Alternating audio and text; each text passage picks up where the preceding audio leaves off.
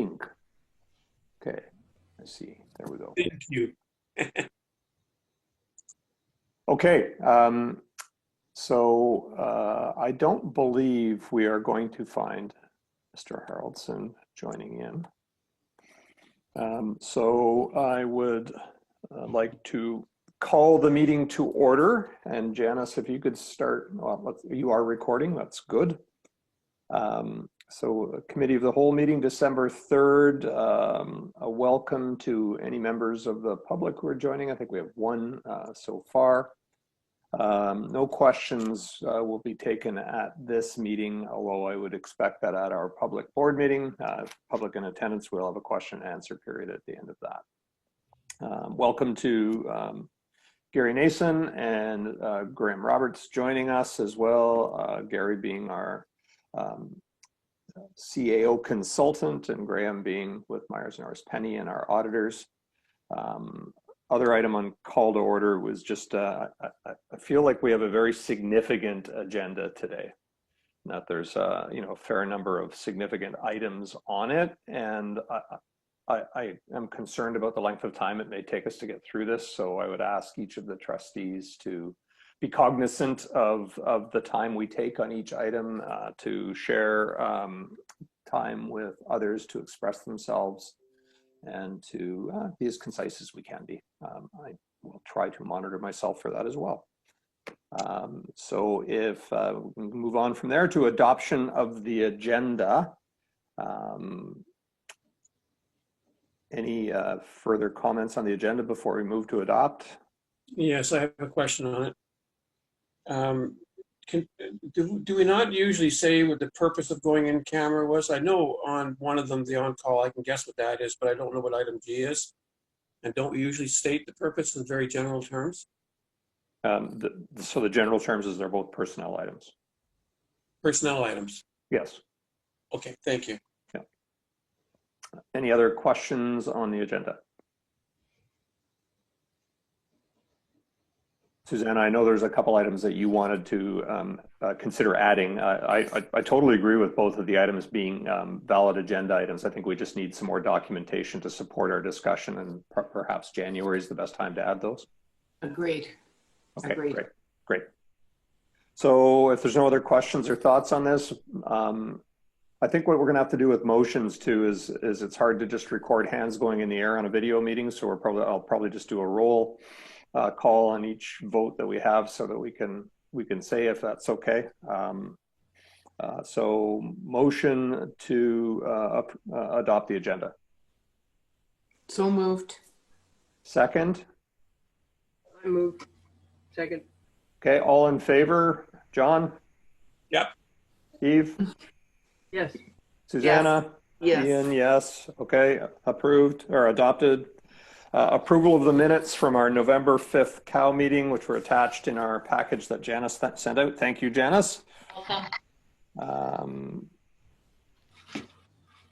So any thoughts, additions, deletions, corrections?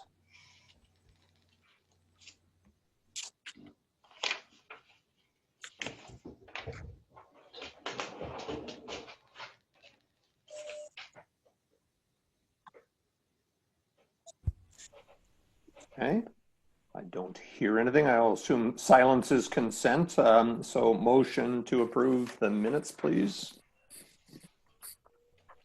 So moved. Second. Okay, all in favor? Eve? Yes. Susanna? John? Yes. Yep. Ian, yes. Okay, that agenda, Janice, I will get that to you when I come down to sign things. I'm just putting it in the file for you. All right. Okay, so on to the new business of the board. And so the first piece of business is regarding the follow-up on from the results of the referendum. And so I'll just read the motion that I'm proposing here, and then we'll have that second and then discuss and provide background and all those sorts of things to it. But the motion is, be it resolved that in light of 72% of landowners voting in favor of dissolving the Union Bay Improvement District, bracket UBID, and converting to Comox Valley Regional District, bracket CVRD, service areas in the referendum poll on November 28th, 2020, the UBID Board of Trustees supports the decision of the landowners and is in favor of conversion to CVRD service areas as soon as practicable. So can I have a seconder on that motion? I'll second that. Second. Okay, so thank you. Okay, so let's open up the discussion, and because of our video format, I will try to keep an eye on hands raised, but I'll also just try to create a motion, if you will, amongst us to comment. So Susanna, you're the first one that appears on my left to right. So would you want to start our discussion and debate? I'm going to keep it really brief. Clearly the landowners have spoken, and I'm very pleased that it appears that they took the time to read a thorough report giving very clear rationale for why this question was posed in the first place. I think it's actually a tremendous step in our development as a community.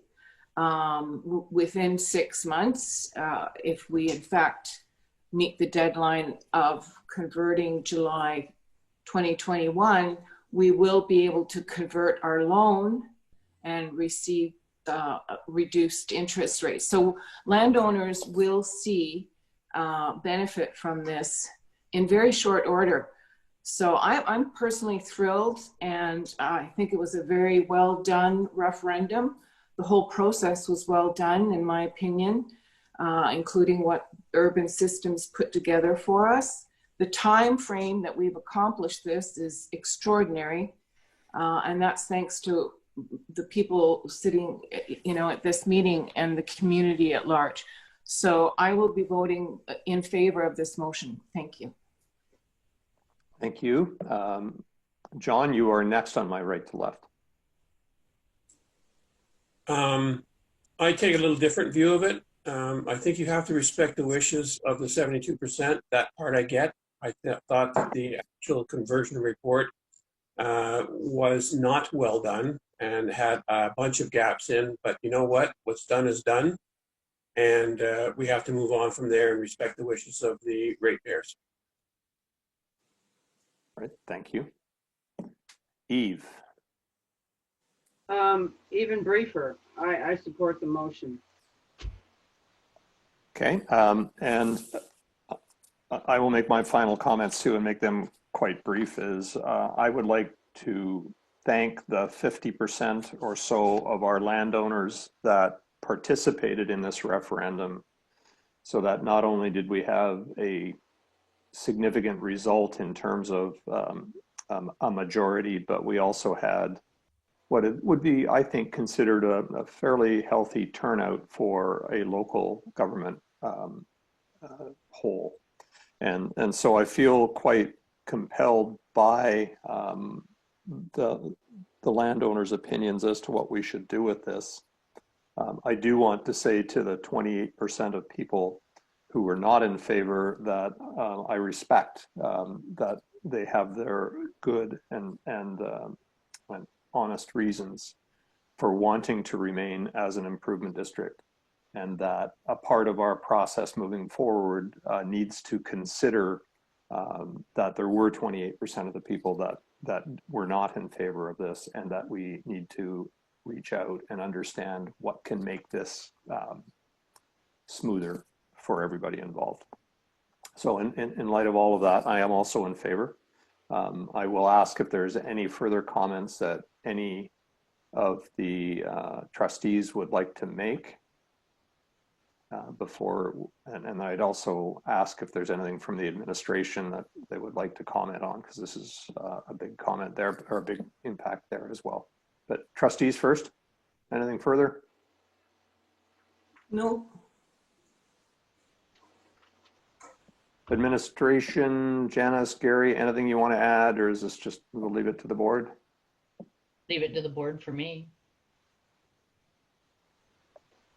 Okay, so the motion That is, is 5 and no. Okay.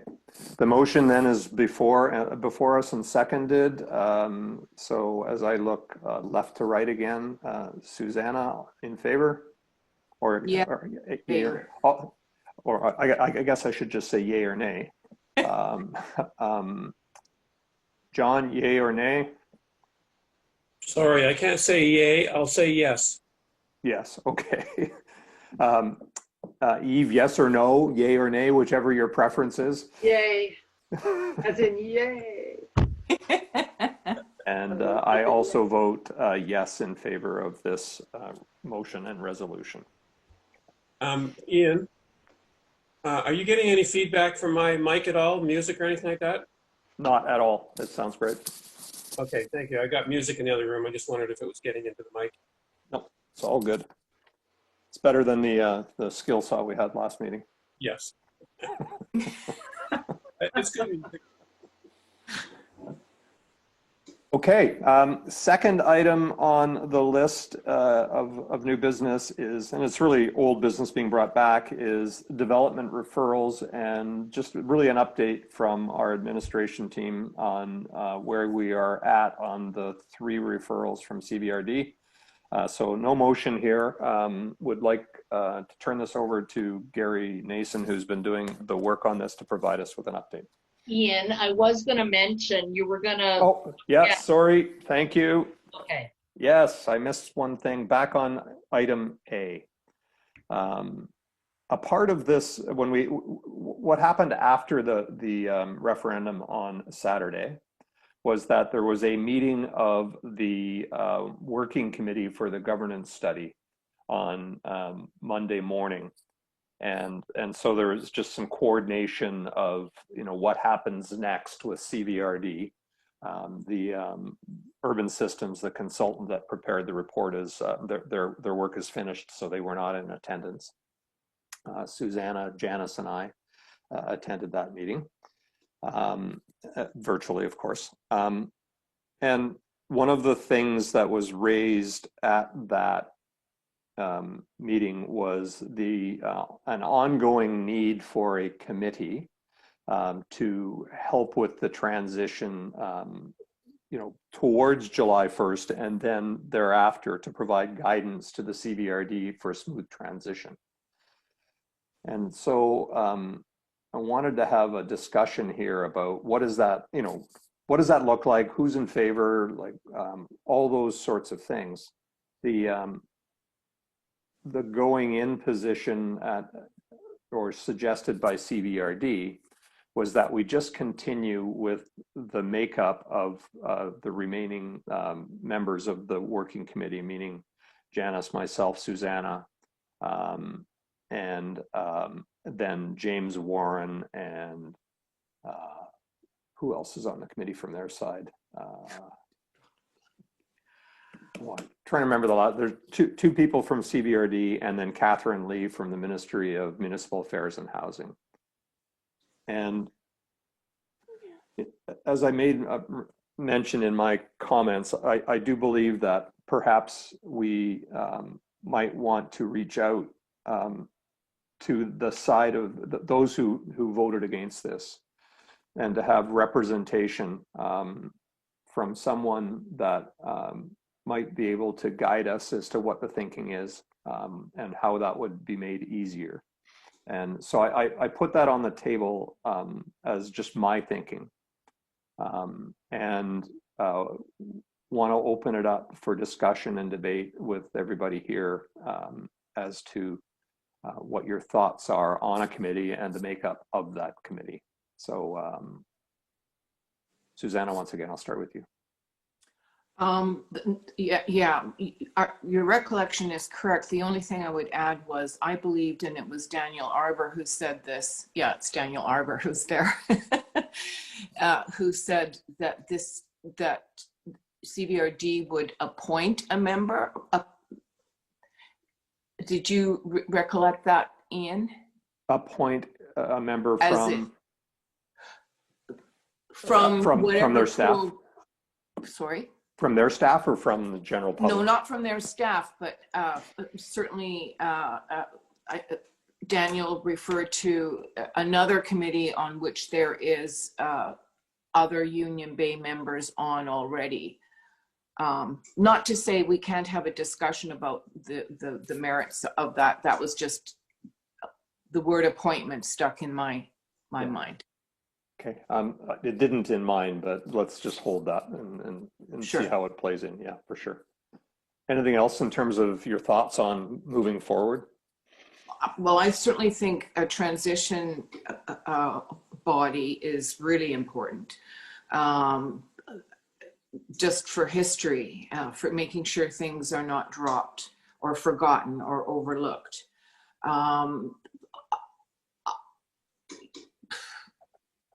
Yeah, so another person is fine with me. I feel, yeah, that's all I have to say.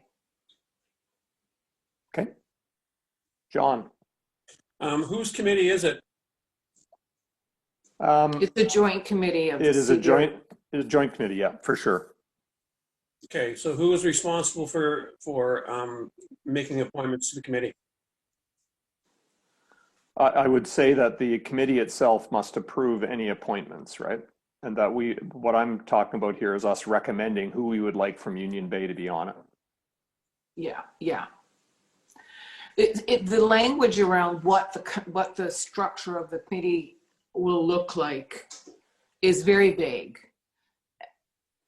So that's when I say that language comes from the actual conversion process. I think representation by Union Bay is really important. Having 3 people or 2 to me is not a huge big deal, but the more the merrier. There's, especially if it provides reassurance to the community. John, any further? That was a question. I'm sure there may be more that you might want to add. Well, I guess it's a last minute thing, and I know we talked about some sort of a committee going forward. So in my mind, there are a number of options, and I guess one of them is to continue on with the original committee. But are there other options? Like, why isn't the board as a whole being a transition committee? That is an option. Well, it makes it unwieldy when you add on 5 people plus 2 representatives as a CVRD and I just don't know that all 5 of us need to be there is all I'm saying. To be clear, I wasn't inviting them. I was putting it forward as a committee, and if we have to invite people in, we can do that. I'm just saying it's a last minute thing. Haven't had a chance to think about it. So there's another option, but there might be other options. I'm not sure if our staff have got any suggestions, but if you want that history thing and you want the no votes, you've got a clear cross section on the board as it stands now, and the board could be a transition committee.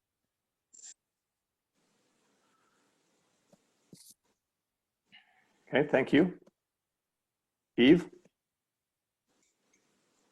Well, I hadn't really thought about it until now, so I don't have any formed concrete opinions on it, but something about the same people that did this thing doesn't really sit too right with me. I know that even right now. I think you need new blood for sure. Whether it be, and I think it needs to be 2 members of the public at least.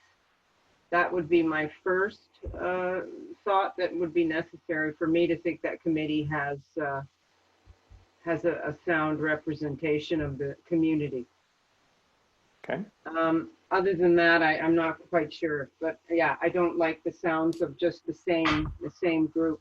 And as far as going and picking someone with the opposite opinion, I think it should be advertised and people should apply, just like they are for any other CVRD committee.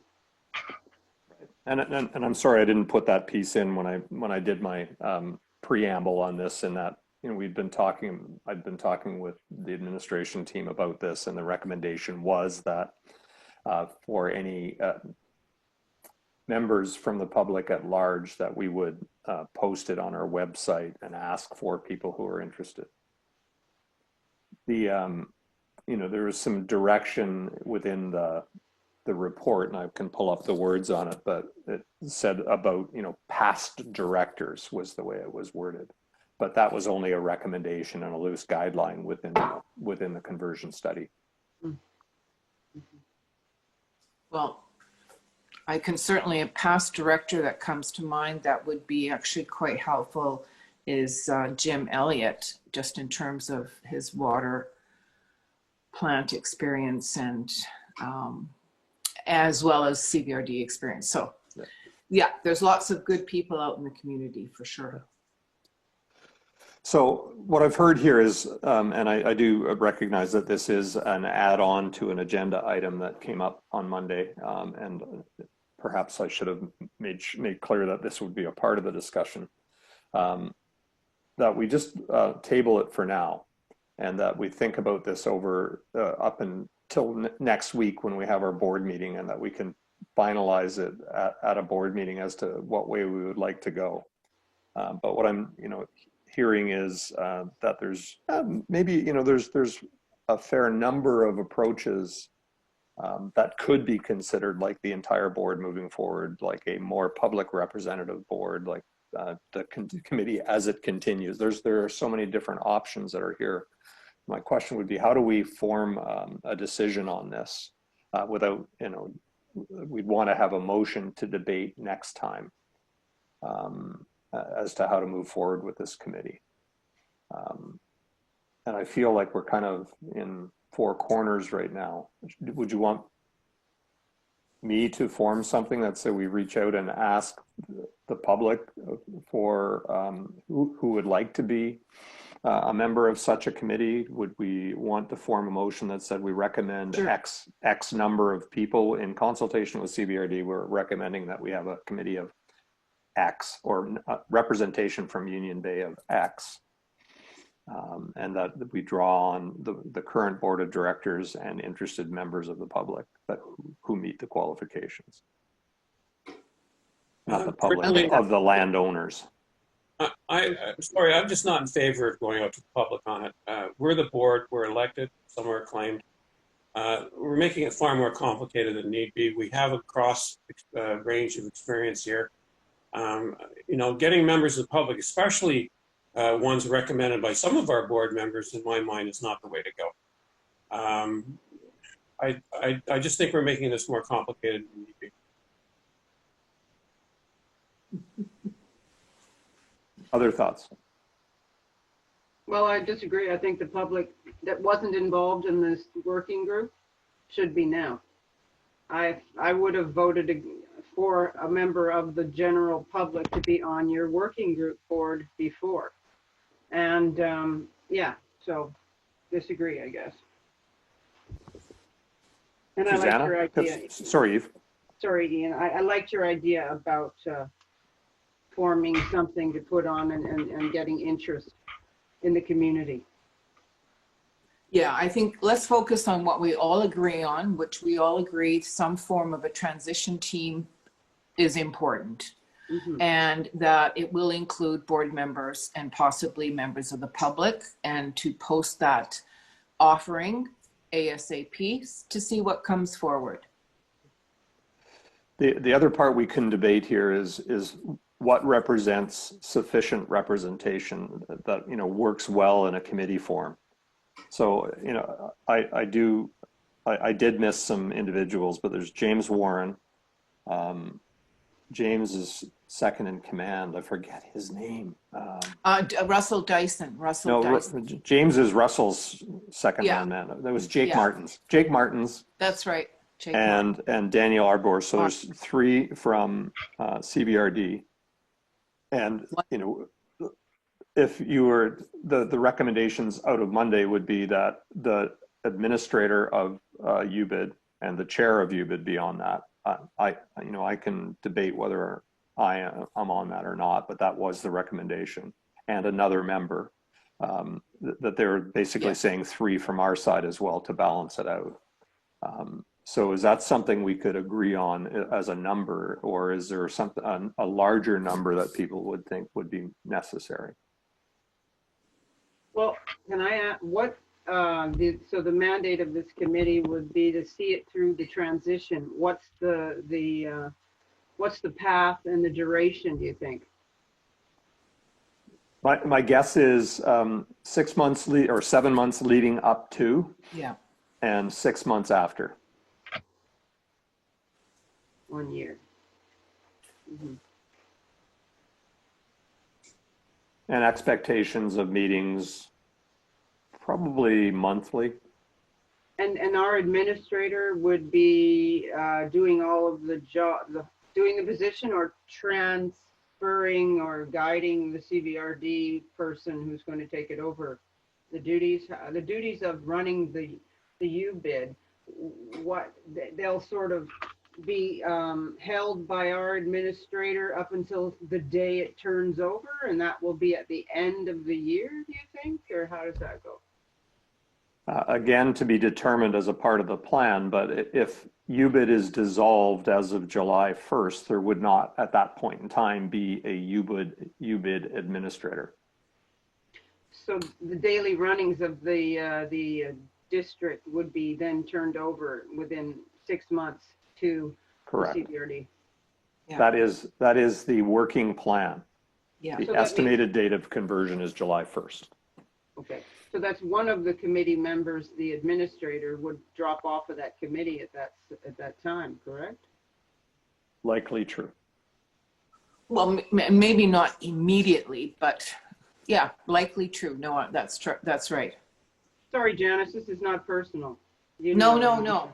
I'm just trying to get clear on what the mechanics of this thing is anyway. Not a problem. Okay. Okay. So shall we, do people have a feel for size, or is this another thing that you'd like to take away and think about? Well, I think 8 people is a maximum amount of people on a decent, and that's large. 8 Yeah. is probably not too large, but certainly not more than that, in my mind, would be a good amount. Because I think landowner representation would be nice, because I was quite shocked that there wasn't just a landowner on this working group, or at least 1 or 2. Well, we're all landowners, but I know. But it's I understand what you're when saying. Yeah. okay. I'd like to move on. We have a very large Okay. agenda. Okay, so I will form something up for us to debate next time as a motion.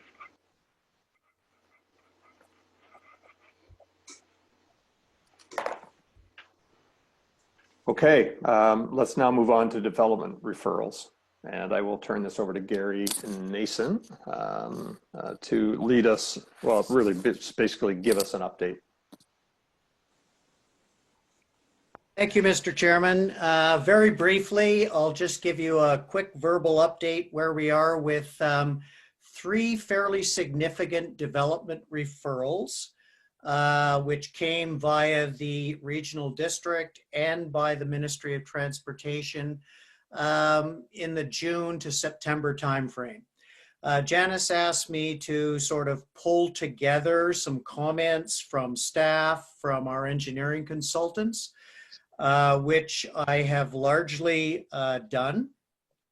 I've also been in contact with the appropriate staff from the ministry and from the regional district who sent the referrals to Union Bay for comment. I have let them know that imminently we will be considering these referrals and to expect comments from Union Bay before the Christmas break. Both of them are fine with that. Both agencies were not outside the window for comment. So I will be preparing a short report with the attached comments from the staff and from the engineering consultant, the district's engineering consultant, on the 3 referrals, and I'll be putting that on the agenda, or giving it to Janice to put on the agenda for the next board meeting on the 10th of December. You may recall that 2 of these referrals related to Union Bay Estates, 2 subdivision applications, one fairly large, one less large. And the other application was from Upper Island Developments Limited for a significant piece of property up to 114 lots. So basically, more to follow. I'll be presenting a report. It'll be on the agenda for December 10th, and they will have, the report will have the comments from staff and from the engineering consultants, so you folks can weigh in and provide any additional comments, which I would recommend be forwarded to the ministry and to the regional district before the end of the year. Thoughts or comments? I'll start right to left. Eve, anything that you would like to comment on? No, thanks. John? No planner comments, Gary? I just, at this point in time, I've just sent them to the district's engineering consultant from Coors, Ken Dahl. You know, there's very significant infrastructure considerations in both of these, but no, to answer your question, at this point in time, I'm not aware if the district has used a planning consultant in the past, but at this stage of the game, I've just tried to keep it fairly focused and got the comments from Coors and from the fire chief. And certainly the public works superintendent, he intends to be at that meeting or to sit in at the meeting, and he has some comments in regards to the applications as well. He's aware of them. I've touched bases with both the fire chief and the public works superintendent. So in terms of, everything okay there? In terms of existing land use planning, it sounds like you're not anticipating there's going to be any kind of issues with that, but you're focusing not solely, but mostly on the engineering part of it. And I'm a little bit puzzled by that. So how will we know that this fits with the plans, the planning plans? Well, first things first. I mean, I used to see these referrals all the time coming in from the regional district or the ministry. I don't know what the practice of the district has been in the past, but when these came to my attention, I recommended that they be brought to the board with or without comments, so that the board be made aware of them, because they are significant development applications. One's a rezoning bylaw. One is a rezoning application, which has been sent by the regional district. They have not introduced the rezoning bylaw yet. They've not scheduled a public hearing. That would happen in the first quarter of next year. I do not have the comments of the engineering consultant because there's just not enough information that was provided along with it. There's a synopsis that was provided by the region. And certainly, I'm sure that the board will have some comments on some of the points that are raised by the region in that document. The other 2 referrals are subdivision applications, so much further down in the process. And there's a lot more information in those applications, which the engineering consultants have looked at. And they have a number of comments, but more questions than comments, in regards to information that would clearly have to be provided by the applicant to advance this application further. So as you'll see, there's lots of questions that have been raised by the engineering consultant. I'm not aware what the practice has been in the past on these referrals. Typically, when I used to bring these to council's attention, again, these are early in the stages, right? I just bring them to council. Our planning director and our engineer may have had some comments at the time. We usually didn't generate a staff report at that stage. We just brought it to the attention of the council that, hey, there's some applications out here that are working their way through the regional district or the ministry, You need to be aware of these, and here's the opportunity to provide any comments you may want, whether that be from an engineering, planning, political perspective, whatever. So I just thought it was very important that these be presented to the board, given the magnitude and the size of them.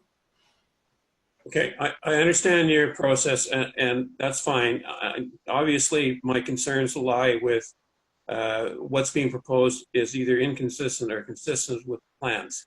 So at some point, that's a question in my mind that has to be answered. Yeah. My question on that, John, would be what plans? Yeah.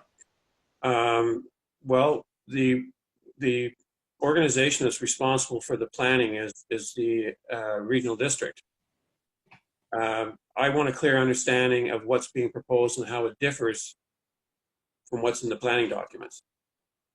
There may not be any difference. It may be, I would assume if they're asking for a different zoning, that there are differences between what the plan says and what they're proposing. Otherwise, it wouldn't be in front of us. Exactly. So I think it's right there. And I'm sort of looking for a before and after. I'm not raising any alarms. Don't get me wrong. I'm just saying I want to know what was originally planned and what this does to our plan, or their plan, shall I say. Okay, The engineering is the more critical thing, because that 114 lot subdivision, correct me if I'm wrong, that wasn't even in the program in terms of working with Kensington. So in my mind, I'm just not sure how that's fitting in to our overall capacity to serve the subdivision with water. So that I assume is in your reports, Gary. Yeah, I would think so. Unmute.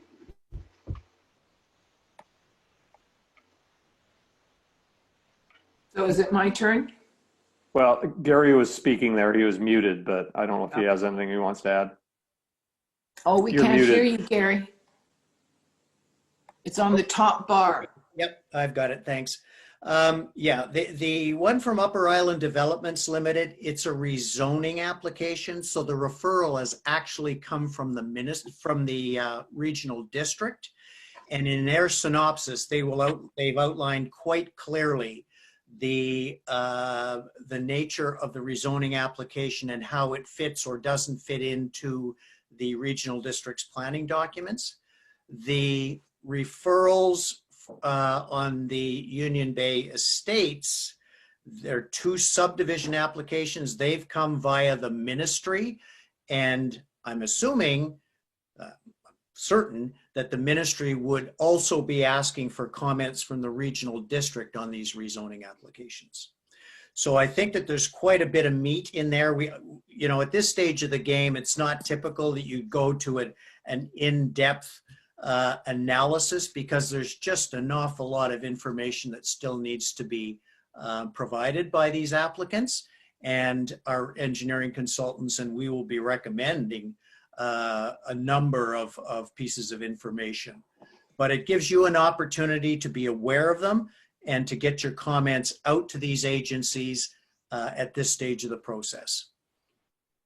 And many of the comments you've made, Trustee France, can be certainly brought forward in terms of requests for further information. That's the purpose of bringing them to your attention. Susanna? I look forward to reading the report, and thanks for doing the background on that. That's it. And the only question I would add would be, is there anything that of significance that you can mention to trustees to ponder on pending the report? Is there anything we need to know about a significant issue, Gary, or is it just best to wait for the report? Well, all of these applications, as you'll probably be hearing from the Public Works Superintendent, have significant potential infrastructure upgrading and service delivery implications. And, there's a lot more information that needs to be required. These are significant applications in terms of magnitude, scope, and size, and potential implications on Union Bay. So this is why I thought it was critical that they be brought to your attention. So you can weigh in and provide those comments to these jurisdictions before the year end. And luckily, we're still within the envelope. They'll still accept our comments. Yeah. Anything further, or shall we move on to budget? Budget. Moving on. Okay, so when we say budget here, we are speaking of the budget associated with water, tolls, and parcel taxes. We have processed the majority of the budget that's with respect to fire and street lighting in order to set our property tax rates, although any changes that we make in the administrative space here would have the potential to impact the fire budget in some way. But that would be more on the cost side than on the revenue side. So I think the right thing, Janice, is to turn this over to Graham, is it not? Or do you want to? Okay. So Graham, do you want to lead us through where we've left off here? And I think, maybe speaking with sort of a preamble a little bit is where we left this off. We were of the mind that we needed to find ways to get our expenditures down. In that our preliminary look on the meeting, which has not yet been posted to the public, but our last budget meeting on this was that tolls were going up to a very significant extent and that we needed to find a way to contain that. So I don't know if there's any, are we in agreement? That's where we're at? Yes, but I have a comment. Well, let's just make sure I've got everybody else's thoughts here first. That meeting is posted on the website. It is now up? Yeah. Okay, thank you. So are we in agreement that's where we're at, as we're looking to reduce tolls and reduce costs in order to reduce tolls? Okay. Trustee France, comment, sorry? Not to reduce tolls from where they are now, but to reduce tolls from the projected amount they'll have to increase to balance our budget. Right. Good That's clarification. important for the landowners to understand. Thank you.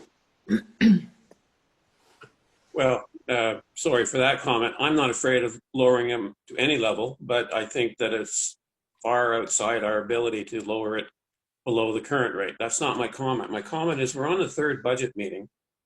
I don't have any paper in front of me. We had a lot of good things presented the last meeting. I don't have them in front of me. I find working off the screen very difficult. I imagine some of the numbers have changed. I'm hoping that things have been refined a little bit. And I guess I'm saying I don't understand why we don't have paper in front of us rather than having to follow the screen. At this stage of the game, we should have it all on paper as part of the agenda. Thank you for your comment.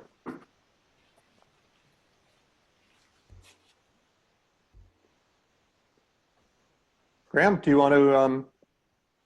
It's more of a question, Mr. Chair. I don't understand why we don't have paper. I thought it was a comment. Sorry.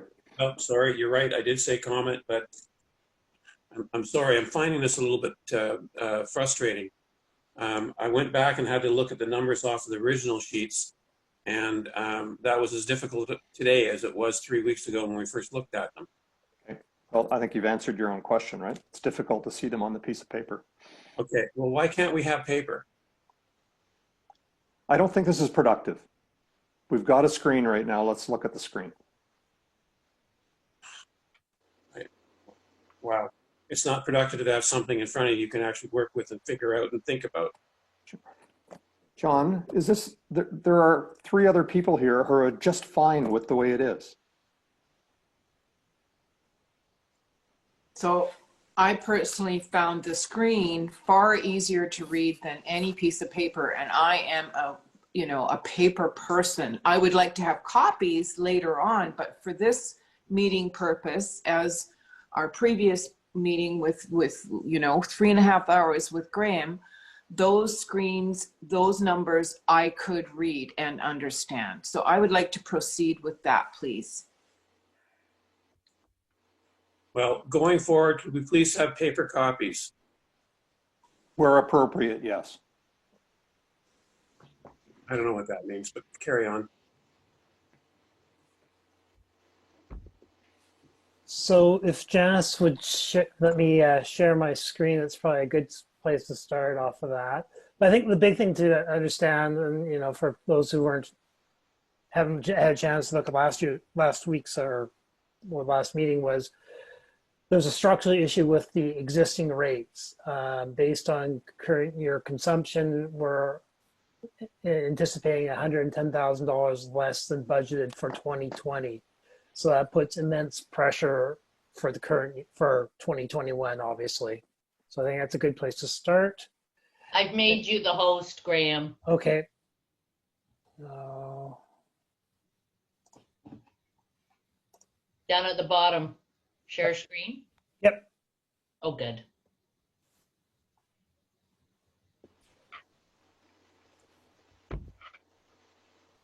So this is a good place to start is one of the things we talked about.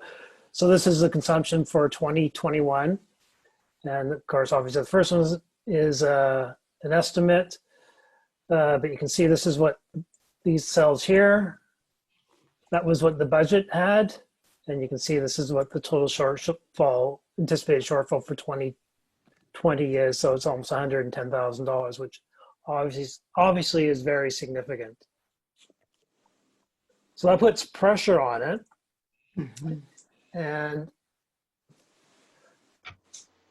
now with the board's approval of the conversion, does the board want to look at some of the amendment expenses and think of some of the things that may be reduced? Yes. So some costs are, because that would reduce, obviously, the amount of revenue that would need to balance the budget. So it seems to me that there are two opportunities for savings. One would be in administrative costs, and the other would be in public works staffing costs. Yeah. Were we not supposed to have a report by all of them or something about their employees for So, this meeting? Janice, do we have or maybe it's a question for Graham, that we have the employee salaries with names removed and positions put in place? We have that information. Yeah. Are we able to present it for? What I'd like to say about that is that we can present salaries, but if it comes to talking about making changes to staffing levels, which may point to individuals, that we do that in camera. I'll just move that over here.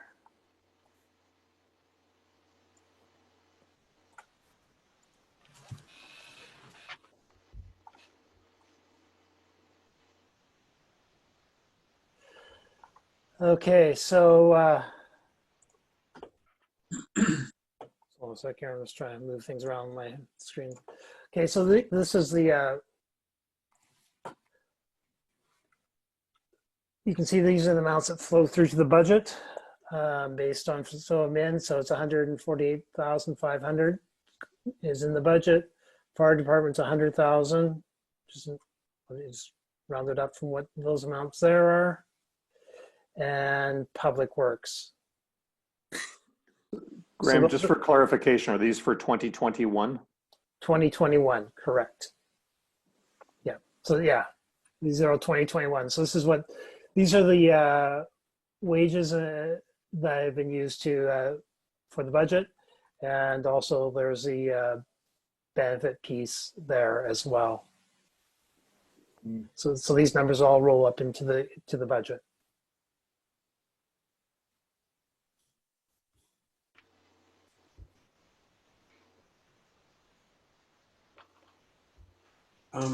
EI and CPP, where are they in there?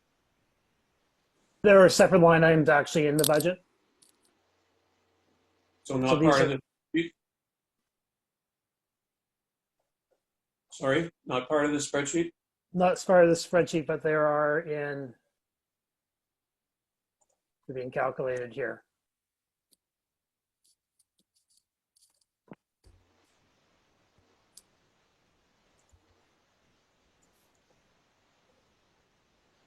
So that's another 32,000.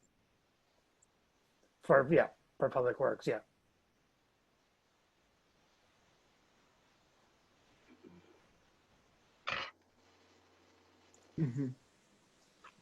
So Janice, perhaps, you could give us a rundown on, without speaking of names or positions, really, what the feeling is on the general staffing level within Public Works. Okay, we're in a bit of a conundrum with Public Works because it's a level 2 plant, water treatment plant. We were first told it was a level 3. Therefore, we hired a level 3 because you have to have an operator at that level. Well, then the EOCP decided it was a level 2 plant. So we also do not have a water treatment operator level 2 yet. One of the staff has challenged the exam because of COVID. They couldn't go do their regular training. So we don't know the results of that yet. So the water treatment plant, okay, there's 1 full-time person and 3 part-time, 3-day-a-week people. So the water treatment plant is, I don't want to say heavily staffed because it depends what's happening. There's definitely, as we're working the bugs out of it, there's times when they are all needed. But there's been discussion around, maybe we could look at reducing staffing. And it just means that one of the part-timers might need to be called in more often on those days where there's not enough staff. Because the other part of it is the water distribution system. So as soon as there's a major leak, that now pulls the public works superintendent out of the plant to repair the leaks. So that's an issue. Question. Can I Go ask a ahead. question here? Yes, go ahead, Eve. So the superintendent, Janice, is not a level 1, 2, or 3 yet? Maybe they challenged the level 2 and. Yeah, there's I'm two confused. different. What do you need a superintendent for if you have all of those people that can do the plant? I'm They confused. can't. They can't. They can't what? They cannot. There's 2 different disciplines. You've got water treatment plant operator and you've got water distribution. Okay, so So the superintendent is in charge of the distribution. A water distribution person is not qualified to work in the plant. And the superintendent is the water distribution person. And the water treatment plant operator. He doesn't have any qualifications Yes, for he water. does. He has the You cert. just contradicted yourself. No, I'm telling you the level of certification. He has a water treatment plant operator 1. He has challenged.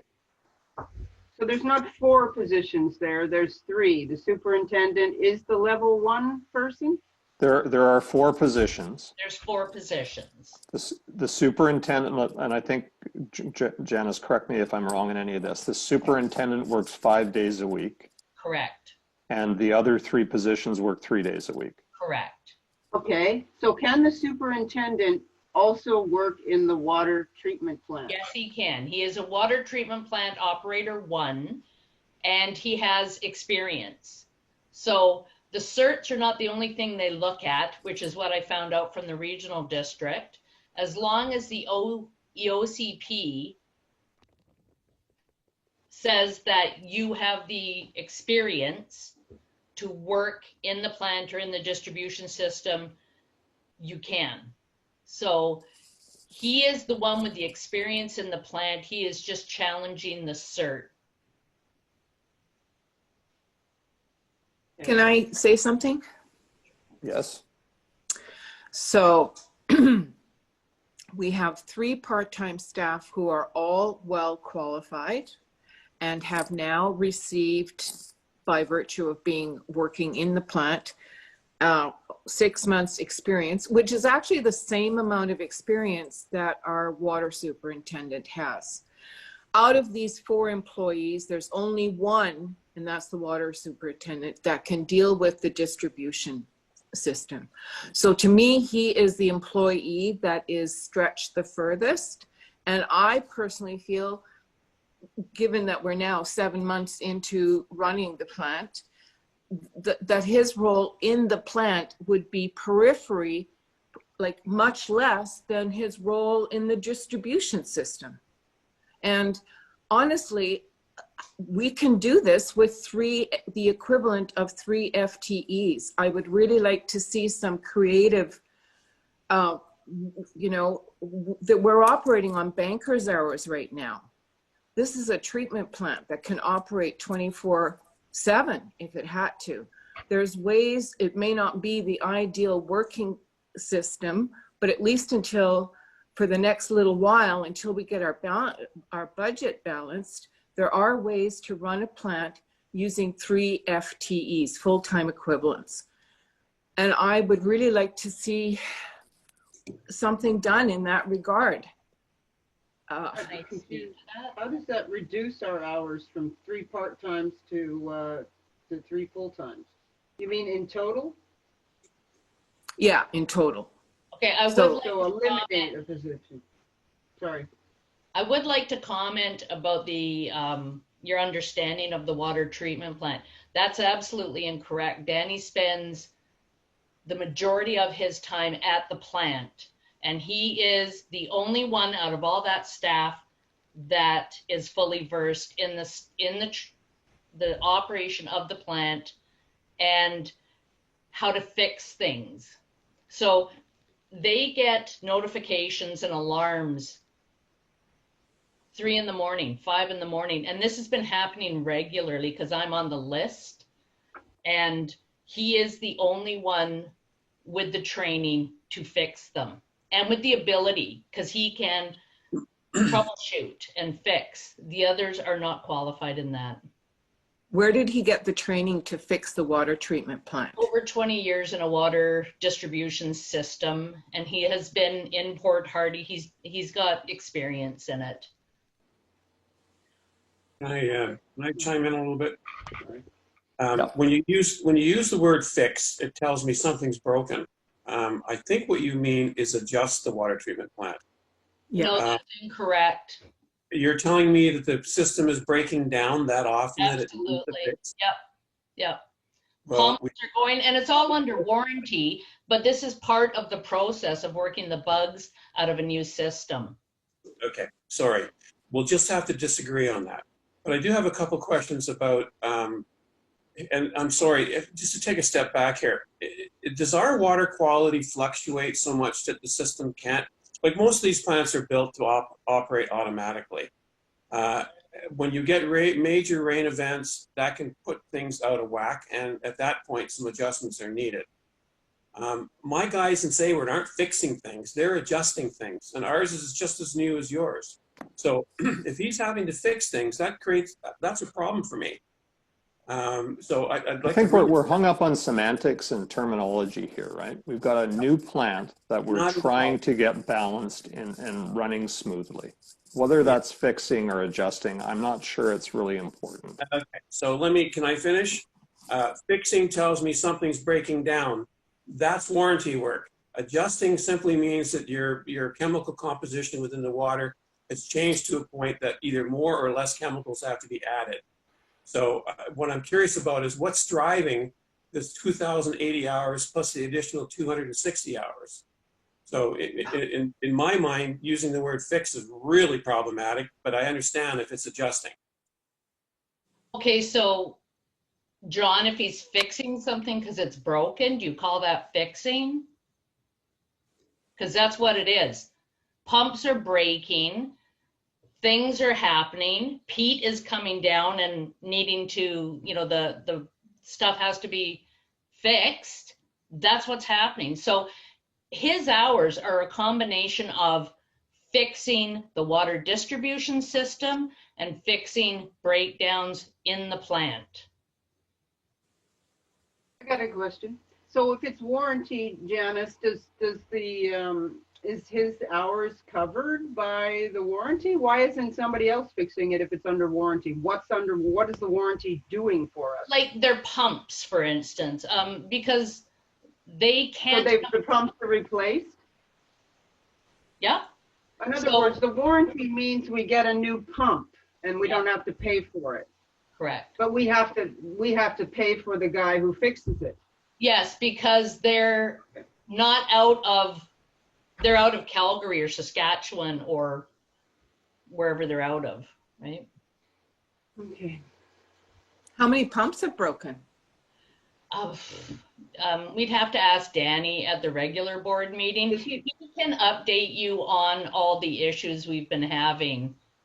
But apparently it's very common, as Chris LaRose, who's with the CVRD, explained to me about their on-call, how it works for their water distribution system. And he said when the water treatment plant comes online, they will have someone on call 24/7 for at least 2 years to work the bugs out. This is very common. And so I think what we're talking about here is a critical infrastructure service. And it has two components, a new plant, which has both warranty issues and adjustments to be made. And we have a very fragile distribution system that is fraught with leaks. And so we're faced with a balance of trying to manage costs and trying to manage service levels. And that's really what we have to debate here, not whether the team is, properly fixing pumps and those sorts of things. That's my view of this, right? Is how do we want to balance sort of service level risk versus financial prudence? Well, we're trying to get an idea of what these people do. I'm new to this, Ian. I know you've been on the board for a long time here, but I'm wondering why we need the level 3 operator at all. Why can't we just eliminate that position? I agree. Just wipe her out. Maybe Well, it's let's be careful with our language here, people. We're talking about people's livelihoods, and I don't want to speak in that manner. Okay, it goes back to, as a level 2 water treatment plant, there has to be someone on staff who has that cert. So What, sir? the level 2 water treatment plant operator, And Yeah, we do but not not have level one 3. other than our level 3, correct. I thought we have a level 2 here. It says level 2. distribution. That's distribution. Oh my God. So we have It's how many complex. distribution employees? The superintendent, this level 2 person, and the level 1 person. The distribution is the public works superintendent, 1 3-day a week. The other 2 people, the other 3-day a week people that work in the plant also can work in the distribution as well.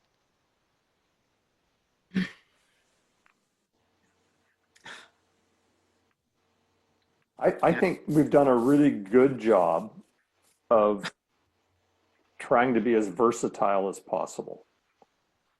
I do believe that, we've overqualified our water treatment plant operations staff because of the reclassification of the plant. That said, we either have the overqualified person or we have an underqualified person. We don't have a properly qualified person. And then we have the issue of a plant which is requiring a lot of attention and a distribution system that's requiring a lot of attention.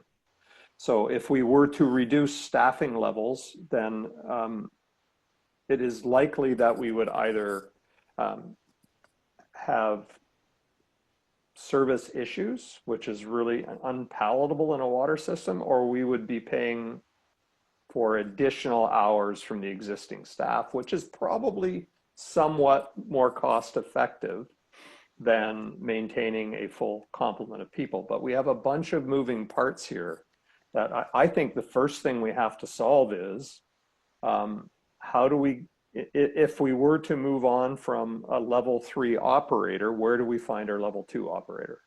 Or do we get special approvals from Vancouver Island Health, or we get, we can't even go to CVRD to say, hey, help us out, because they don't have a level 2 plant. They don't have a plant.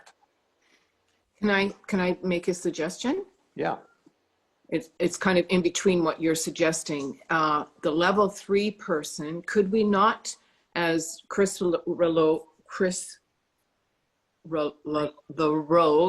gosh, has mentioned, the need for having a standby person? Wouldn't that solve the problem if the level 3 became, of course, if they, that the level 3 became the kind of permanent on-call person? Are you following my drift? After conversion? Or No. before conversion? Like right now, like starting now, so that we have that certification while we're waiting for Danny to pass his level 2. We know if we reduce we know that the plant needs to have an on-call person, and may need, as has been explained, there's times where the 3 bodies are needed. I'm trying to reduce a part of an FTE here to save money. I get what you're trying to do. CVRD doesn't yet need an on-call person because they don't have a water plant yet. But we do, apparently. Right, but so That's what we were told. that's why we have the person, right? Right, but they're working actually part-time, not just on call. If that person was just the on-call person. Every day of every week. See, we can't just do that, right? You still, like, somebody can't be on call every day of every week. I don't think. And they can't go anywhere. I think there's some fundamental information that's missing here that only Dan can answer. Well, and it's also difficult to discuss in public, right? So. Yeah, well, I can't reduce anything until I really see the nuts and bolts of the operation. What's causing the demands? Is it distribution? Is it the brand new plant? And what are the prospects going down? These things are supposed to operate automatically. It doesn't mean that they don't have problems, but I'm sorry, I'm using my experience in Hayward, and our guys aren't having anywhere near the problems apparently we're having. And I don't get it because it's a very similar plant. Yeah, we need a solid. Full of peat, John? Is your water full of peat up there in Sayward? We got more crap than you do. We do, believe me. Okay. Yeah, our water comes off the side of a mountain and it's full of stuff. So here's what I recommend. We need our superintendent to come back to us and say, what's the minimum level of staffing that you need to get us through? And if that means I need 4 for 3 months and then I can go down to 3 for the remainder of the time, then that's what we get back. But we need this recommendation to say, tighten it up, and we need that recommendation in time for next week's meeting. Mm-hmm. Janice, how doable is that? 100%. We just need, like, instead of us trying to figure it out, we need our superintendent to tell us, right? Yeah. And we need him to say, don't compromise safety, but don't build a whole bunch of padding into this thing too. God, no. And so what can we get down to? Like, if you kind of say, hey, I can run on 3 people at, 3.5 days a week, or 1 at 5 and 2 at 3.5, great, right? Like, tell us that. What is it that you can do? Okay. I'm okay with that, but I still want to know where the pinch points are so I can get a better understanding of this thing called safety and risk management. What does pinch point mean to you? Well, it means that there is a certain amount of demand in the system for certain certain things. Like we've talked about distribution systems and we talked about breakdown. The pinch points are, in my mind, how much time is required for both. Where is the time being spent now, and what do we predict in the future after the? I think it's in line with what you said about a safe and relatively risk-free operation. But I can't really judge hours and what's needed until I know what the risk elements are. I guess the other thing I would throw on this too is there a way for us to reduce one staff member and utilize contractors where we absolutely need to as a buffer? Well, I do know, we have talked about that on the distribution side, that when Danny goes away, and someone else is on call, they have to get contractors in where the price is double and triple, because not everybody has the capability to dig on our staff. Danny does. He's a physically strong man, and not everybody has that ability. So if we have to bring somebody in to dig, Correct. we pay them 3 times the hourly rate. Well, basically, like if a vac truck gets called because it's a big leak, Yeah, that's a $3,000 charge. right. But we have to call a vac charge a truck no matter what, whether we have 4 people or 3, right? No, we don't. So again, it comes back to the superintendent's experience and his ability to Well, jump into a 6-foot hole and dig, and not everybody's willing to do that or able to do it. So it's still a valid question, which is what does this look like with one less staff and more contractors? And the answer might be it's not effective, right? But I'd like to see the answer. Yeah. There's also 260 hours, extra hours for the public works superintendent. I'm curious whether or not that could be distributed amongst the other staff. And the reason why that is in there is because of the volume of leaks and when the leaks happen. So if they happen outside of his work hours, he has to attend them. So that's where the extra hours come from. But John's got a valid question. Why not other members of the team who are at lower hourly rates? Yeah. Because they don't have the same certs in the distribution side. So, but my understanding is we don't need that for call out, right? That we could use our level 1, level 2 distribution people to do those things because certs don't matter. You don't have to have the cert to be out there. That's what CVRD said, yeah. Yeah.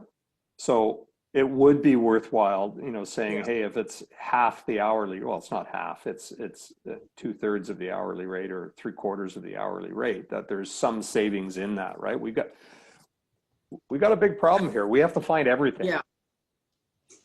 So again, it's a Dan question, right? How do you spread that out? We've never faced this before because we've never had a water plant before, and we've never had a system that's as old and breaking down as we have, and it's going to get worse, right? So we got to figure this out. I'm also thinking, and forgive me, well, I'm curious about, this is a what if scenario. What happens if Dan goes on 4-day work week with the idea that the 5th day is a paid day, but it's on call? In other words, he's the on-call person for the rest of the time.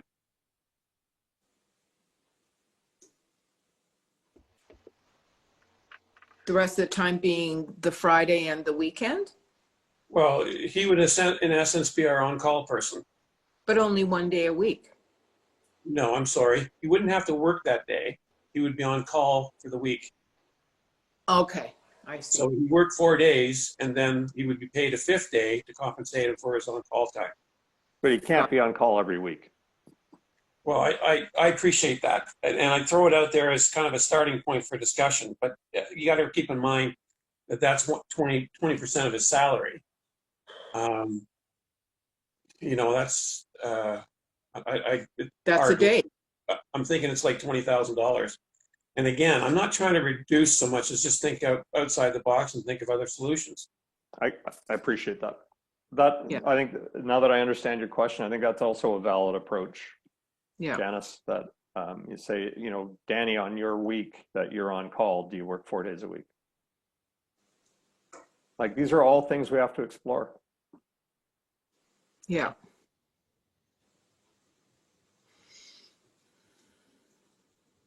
Have we beaten up public works staffing enough for us to go away and do that work now?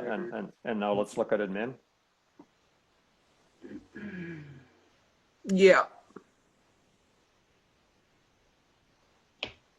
Okay, Janice, Doc. Okay, sorry, before you go, again, I'm sorry, I don't want to beat a dead horse, but I want a better understanding of where staff are spending their time in public works, and what's the prognosis for the water treatment plant in terms of its operations. That can be next week, that's fine. I'm presuming Danny's report is going to address the issues, Janice. Should, yeah. And he, unless he's fixing a leak, he's planning at being at the meeting or attending the meeting. Well, Mr. Chair, we need him there.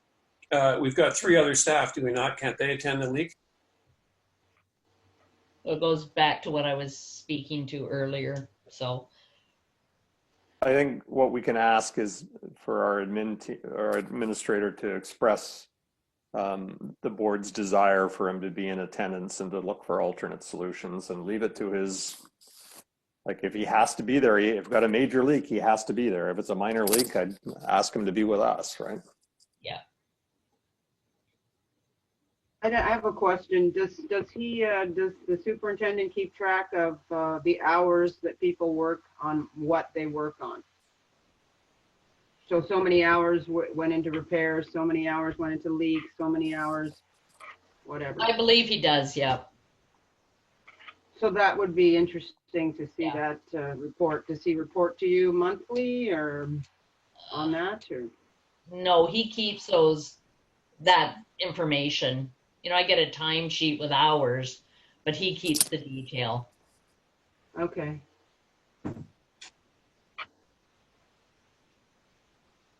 So let's ask for, well, we've listed what we want. Yeah. We want the best possible approach to get these costs down while still being able to deliver the service we need to deliver and meet the regulatory requirements and all those things.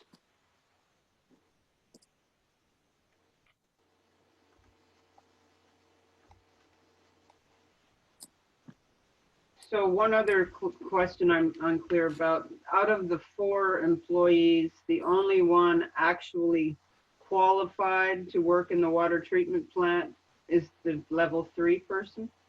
No, Danny is qualified to work in the water treatment plant, and the operator in training or water treatment plant level 1 is qualified to work in there. Mr. Chair, I thought they needed a level 2 or more No, there had to be a level 2 on staff. on staff. Mr. Chair, there seems to be a lot of questions on this. Could we just add 2 columns? One for treatment plant, one for distribution, and let us know what numbers are required for each person? Yeah, I don't think it could be less clear in my mind right now than it is. Well, there's a lot of questions on it. I agree with you. So I don't know if it's a column on the spreadsheet, but if we could get a description as to what are the minimum requirements for us to service our system on both sides. Okay. And what are the people we have now? What are their qualifications?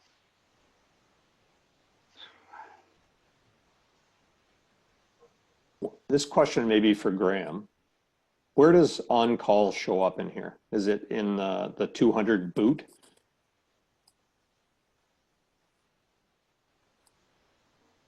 On call is a separate line item right here. Oh, I'm sorry. You don't get So- any boot?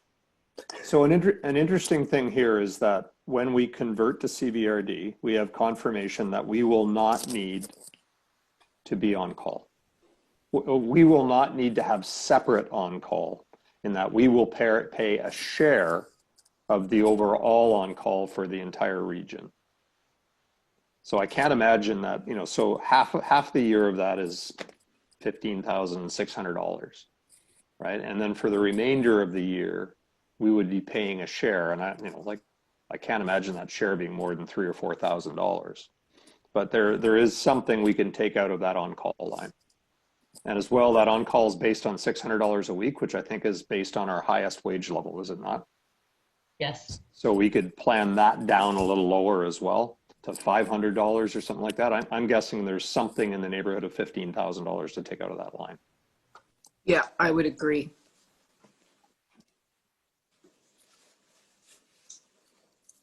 And we Yay. do need to adjust that down. I'd love to be able to adjust down wages as well. You know, if we can pick a number, $30,000 out of this, right? How many ratepayers do we have? 709? 90, I thought. 90 for water? Or are you talking parcel tax? No, I'm talking about ratepayers for water that pay the monthly fee. 690? Yeah. 690. So $30,000 divided by 690 divided by 6. That takes $7 off everybody's bill every 2 months.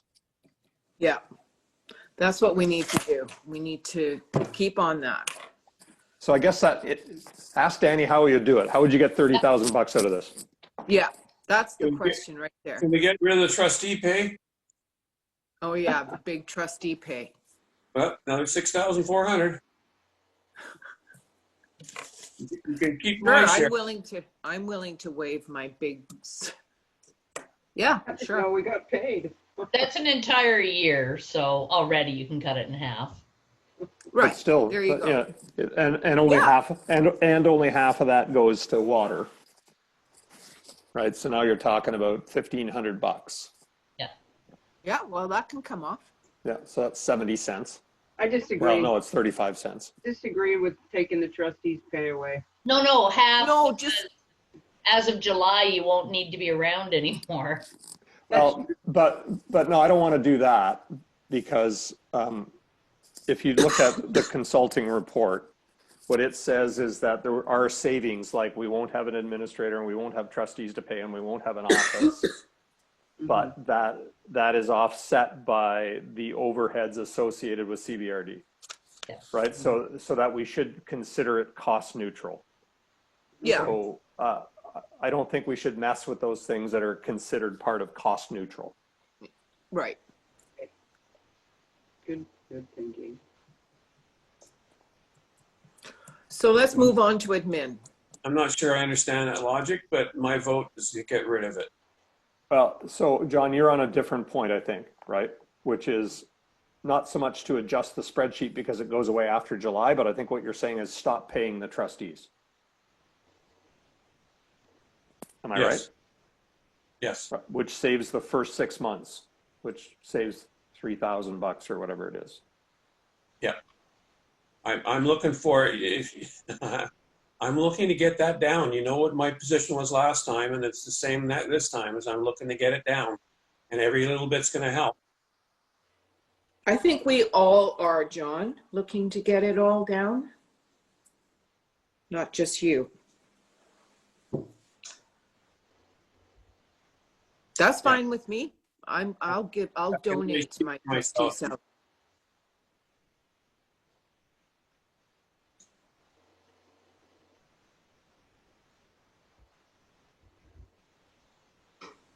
But I understand what Ian was saying about not messing with the. This is post-conversion. All Yeah. that comment was about post-conversion. Yeah.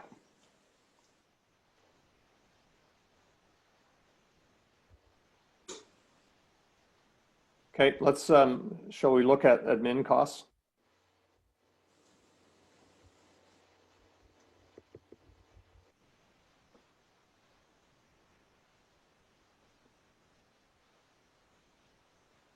Graham, I don't think Yeah. we want to reduce the trustee piece of it. And the reason is because of the idea that there are costs we cannot pick up called burden rates coming from CVRD that we're just assuming that Okay. business as usual needs to stay. Yeah. The only way that would change is if we voted as a team to remove our honorarium or remuneration. Well, can we vote on it? Let's all think about it. We can put it on the. Yeah, I'd like to think about it. Frankly, that little bit, we do a lot for that. Anyway. And we're going to be doing more over the next 6 Yeah. months. Yeah. We shouldn't So- expect that our involvement's going to go down. No.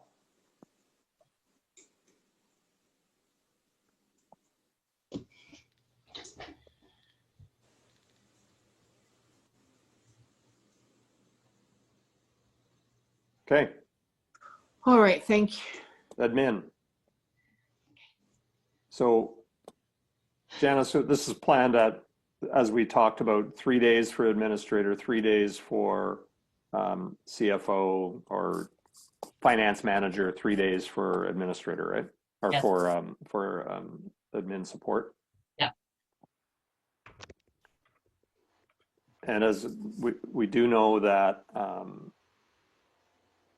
as of July 1st, there won't be an admin position, but we also know that that is covered in that same cost neutral component of this. Correct. So that I believe that planning at this level is appropriate. I'm not sure how we get it down below 3 days a week for 3 positions, but we can debate that to say, given where we're at with our systems and everything that's going on, can we do with less than 9 days a week? No.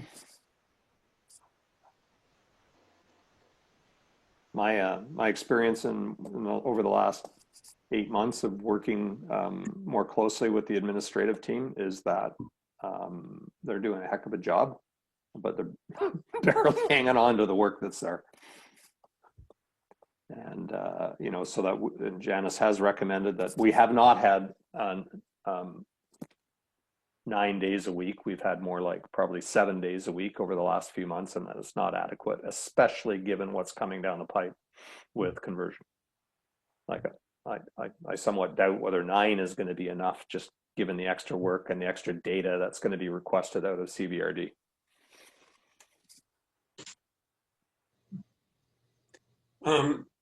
Yeah, it's tough to get into discussion about this because I'm looking at certain elements of the 3 positions. I think the time is probably required. I'm curious about the rates. I'm not sure we can discuss that here. We can discuss most of it here. The first 2 positions, the admin positions, are defined by union contract, so it will be difficult to change those. Okay. The third And position is the chief or the CAO. I agree with you in that it fits a certain union collective. In my mind, this is no different than looking at the public works people and what level of qualifications you need to do the job, and that falls into a pay rate. What I'm saying is that maybe those positions that correspond to the union don't require that level of expertise and could be paid at a lower rate.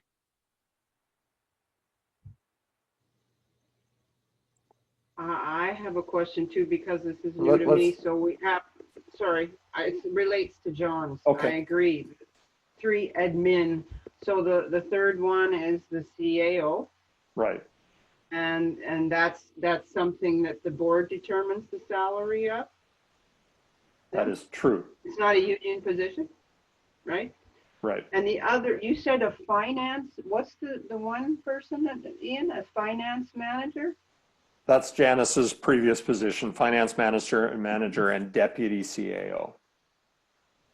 What does a finance manager do? The accounting, Pardon me? the water bills, the payroll, bank recs, Okay, that's everything that the administrator used to do. What does the administrator do? The, Or the administrator should be spending a lot of time on the things that we see Gary doing now, with the things that we see Janice doing from the perspective of organizing meetings, getting bylaws prepared, those filed in. Like, that's what the administrator's job is defined as. Take a slightly different take on it. If you took the hourly rate and multiplied by 2,000 hours, for the first job, it's 110 a year. For the second job, it's 80. And for the third one, it's 65. That seems pretty high to me. Yep. What we do know is that both the first rows 5 and 6 are in line with the union contract in CBRD. At that, As we've defined the jobs. As we have defined the jobs. But also, I think that work has been evaluated as well. The value of the work. I believe Julie did that work. Janice, can you confirm? I was going to say, not as defined by Union Bay. Julie prepared the job descriptions and they are in line with the regional district. So to have those positions in the regional district, you would have to have the same education and experience that those two people in those positions have. Well, I have to say that I find this conversation extremely stilted and uncomfortable. And I find that we should have, I don't know, but I find that when I was on the board before, there was an administrator and a part-time person. They did everything. We had, I don't understand this. This is over bloated. It just looks bloated and indefensible to me. And I feel very uncomfortable talking about it with employees, I don't know. I'm So- really very uncomfortable. I mean, what we could also talk about is the program requirements that have changed from when you were last involved. Right Water I was know there's a water treatment plant now, yeah. no, but Right Water was the program that they did the meter reading with, and you did the billing out of. Yep. And they stopped supporting it because it was breaking down. So we had to change a program to a more sophisticated program that the regional district does use. And skill set to operate that program is very high. It's a very difficult program to work in. So that's part of it. Mm-hmm. Mm-hmm. I don't know if this helps, but to me, it's understanding how that system works, the job evaluation system works. I know the regional district is very rich, in my mind, my opinion. When I say that, I mean their salaries tend to be very high, wages tend to be very high, but that's been negotiated, so that's beyond our scope. What's not beyond our scope is understanding how the evaluation criteria for every position within the collective bargaining agreement is, how it's done, and the types of responsibilities that are included in each position. And I think if we did this as part of an in-camera, is getting that document and seeing what the levels are, and then having that discussion of what we actually need in the position, it might bring some comfort level. And I didn't mean that to say that it would go up or down. It might be a better understanding of why it's placed where it is. Mm-hmm. Mm-hmm. Yeah, So, I can get behind that. I understand what you're asking for, and this is probably overdue for us to, re-engage job descriptions and staffing levels and all those sorts of things. This hasn't been an issue because rates, haven't really moved. I guess they moved last year. There was an anticipation of, higher costs of water when you treat it versus just chlorinate it, and the impact of the plant. And now we're seeing that it's much higher, and we're needing to do this dissection. unfortunately, I don't believe we have the time to really do all of that stuff before we set rates, unless we try to use some temporary measure, right? Where we say, okay, we're not going to raise rates for a month, or we're going to raise rates halfway so that we can do the rest of the study. And then we might have to raise the rates again for the March billing period. Like, what strategies do we want to use to be able to take this apart? But right now, like what I'm worried about is that we take more time and we don't raise rates, and then we don't find any money, and therefore rates have to go up even more because we didn't implement them fast enough. Mhm. Mhm. I agree, Ian, and I would just like to add just one comment regarding following on what Eve had said, and that is up until the last few years, we basically had the CAO position and the financial position were one and the same person. We ended up with an administrator that was not able to do that. Hence all the, adding consultants to the picture. But had, an administrator should be able to do the finances as well as all the bylaws and understand local government, and that be one position. And I very strongly, I know that can happen, whether you have a water treatment plant or not. So, Here, here. and Janice, you've done it. This is nothing about you whatsoever. You've been thrown into a situation, and we're all just muddling through, myself, trustees included. But I know it can be done, and it was done, and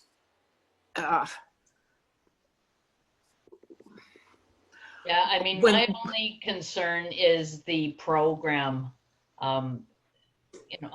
Just the learning curve on the program is extremely steep, which is why many administrators have not learned it. It's the finance people that do it. So, yeah, I don't know what to say. Here's something that we can debate what wage you could, or what rate you could find an administrator that could do both finance and the governance part of this. But if you just take the rates we have at face value and say, okay, let's have line 5 at 3 days, have line 6 at 0 days, and have line 7 at 5 days. okay. Right? I don't think it saves you any money. Exactly. Okay. What you basically said is, let's take 3 days of lower wage away and replace it with 2 days of higher wage. Yeah, Mhm. I agree. Yeah. I agree. I think it's within the how the jobs are rated and placed on our scale that's the answer, not moving away from the 3 positions. And again, John, you're correct theoretically here, right? And the practical part of this is we have 6 months left. Yeah. And if we were to find that, do a job study and say, we can do it for less, we've got, we've overqualified, then we got to go do some hiring. And, there's a lot of work that gets done that expends money and expends all the money you've saved, right? What we're really trying to do is say, is there anything we can do here without dramatically altering things just because we have a 6-month window that will keep our rates down? Like the dramatic thing is, can we go to 2 days a week for, all 3 people? And the answer is no, there's more than 6 days of work to do. Yeah, and I'm not looking at 6 months. I'm looking at some relief for the entire year.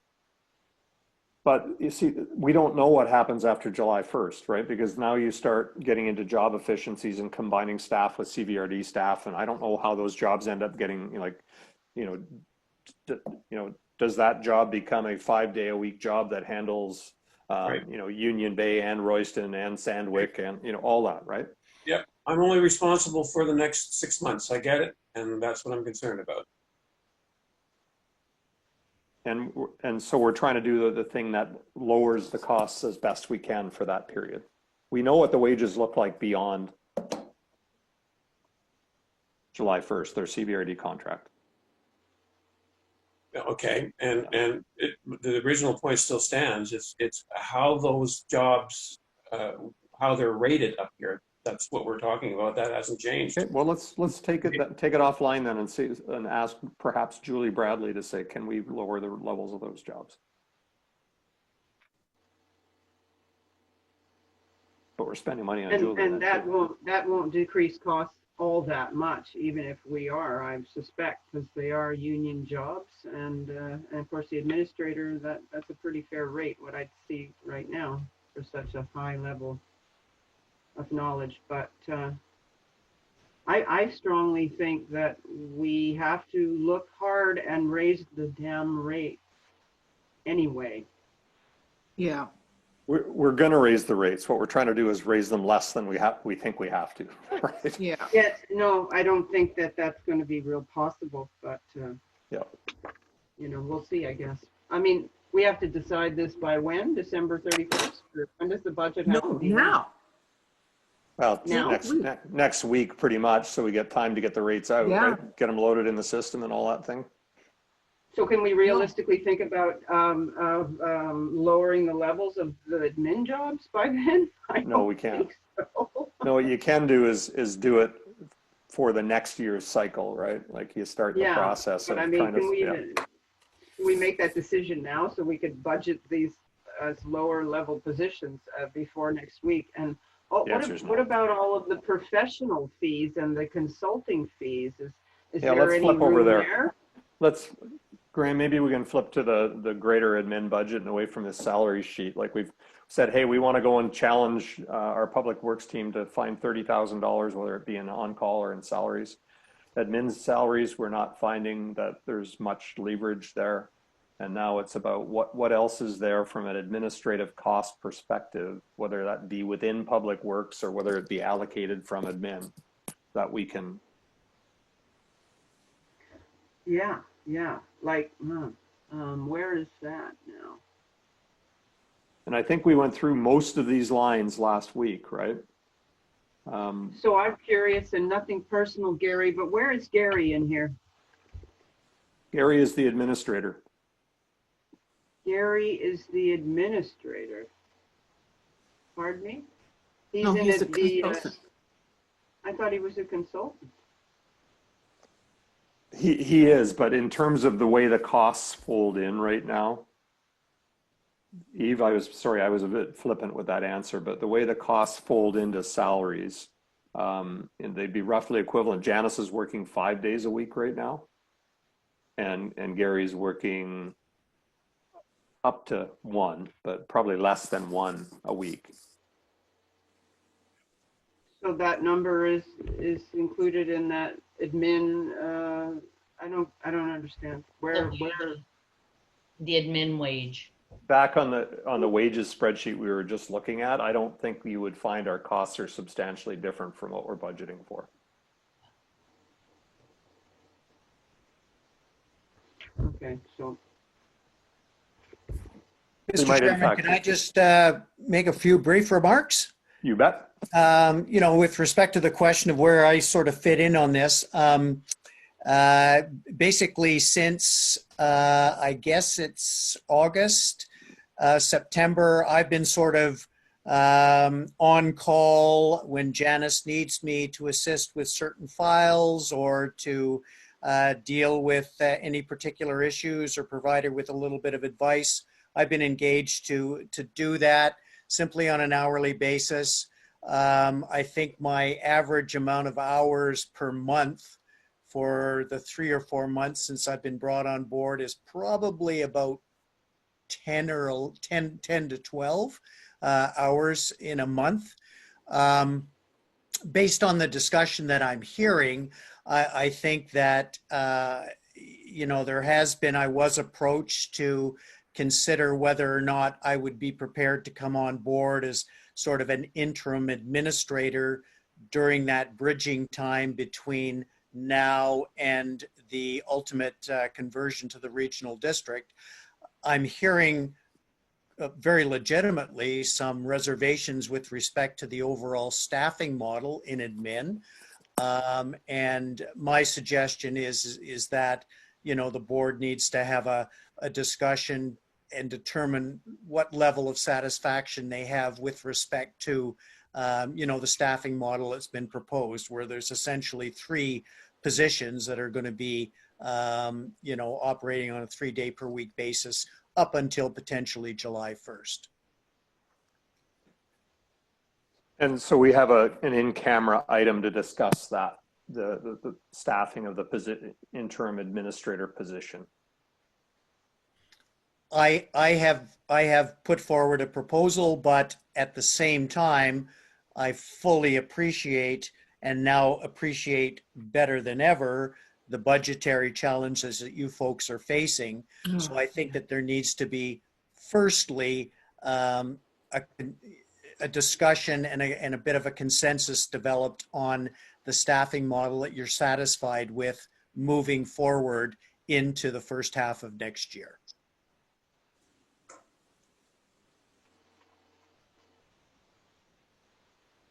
Well, and probably at this point, I should say that, you know, I stepped up to do this position until the conversion vote, and I fully intend to go back to my 3 days a week in my union position as soon as I can, because I'm getting behind in it and I need to get everything in very good shape, A, for the audit, B, for conversion. So this was the discussion we were going to have in camera, and given that the 2 individuals that are most impacted by being in camera are speaking in public, are we okay with having, I'll ask both Gary and Janice, are we okay with completing this discussion here? I'm fine with it. Gary? Would you rather it happen in camera or would you rather it happen here? I'm certainly fine with it. No, discussing it now. Okay. So Janice and Gary and I have been discussing this in preparation for this meeting as to what would this look like. Janice had indicated to me that what she just said, which was, I want to go back to 3 days a week. I want to go back to being a financial person. I want to make room for my other interests in my life. Gary and I have then discussed what would it look like if you were to fill that void. You know, like Gary has been acting as consultant and advisor to Janice, but what if you were to pick up that administrator workload? And Gary and I have discussed a different form of contract that would move from advisory, you know, sort of ad hoc hourly rate to a weekly or monthly rate. I think it was weekly, we said, wasn't it, Gary? Correct. Yeah, which would be roughly, well, it is equivalent to the wage that we've been previously paying our administrator, which is pretty much in line with this budget, maybe slightly higher. And you know, given the, you know, the lack of, you know, like there's no inertia to that plan, right? Like Gary is already familiar with us. We are familiar with him. He knows the files we're working on. Janice and he work well together. The costs are probably, any cost difference is insignificant versus what we would find out in the marketplace to have to go and try to hire somebody in such a critical period where, you know, there's going to be a lot of work to be done to get this conversion done. I think, you know, Gary's done us a heck of a service in terms of providing us this sort of new contract or proposed contract that would allow us to bring him on 3 days a week. Did that make sense? Or is there any questions that you're going to say and speak more plainly? Just to make it clear in my mind, so the money in the budget right now is sufficient to cover Gary's costs. Janice then moves to the 3 days a week and there's money in the budget to cover that. Correct. Correct. You know, John, within, you know, I would say plus or minus 5%. And I know on just because of the nature of employment versus contract. Well, can I speak? I certainly, given what the next few months are going to hold, which is a lot of interministerial government administrative stuff, I feel confident in Gary's ability to do that, and so I support this proposal. Another question, sorry, said something a little bit different. Gary is going to be making the CEO's rate. Is he still a contract employee, or will he have benefits? Contract employee with his rate will be adjusted for, how do we best say it? His rate will be a composite of wage and benefits. Okay, that's fine. I get it. That's good.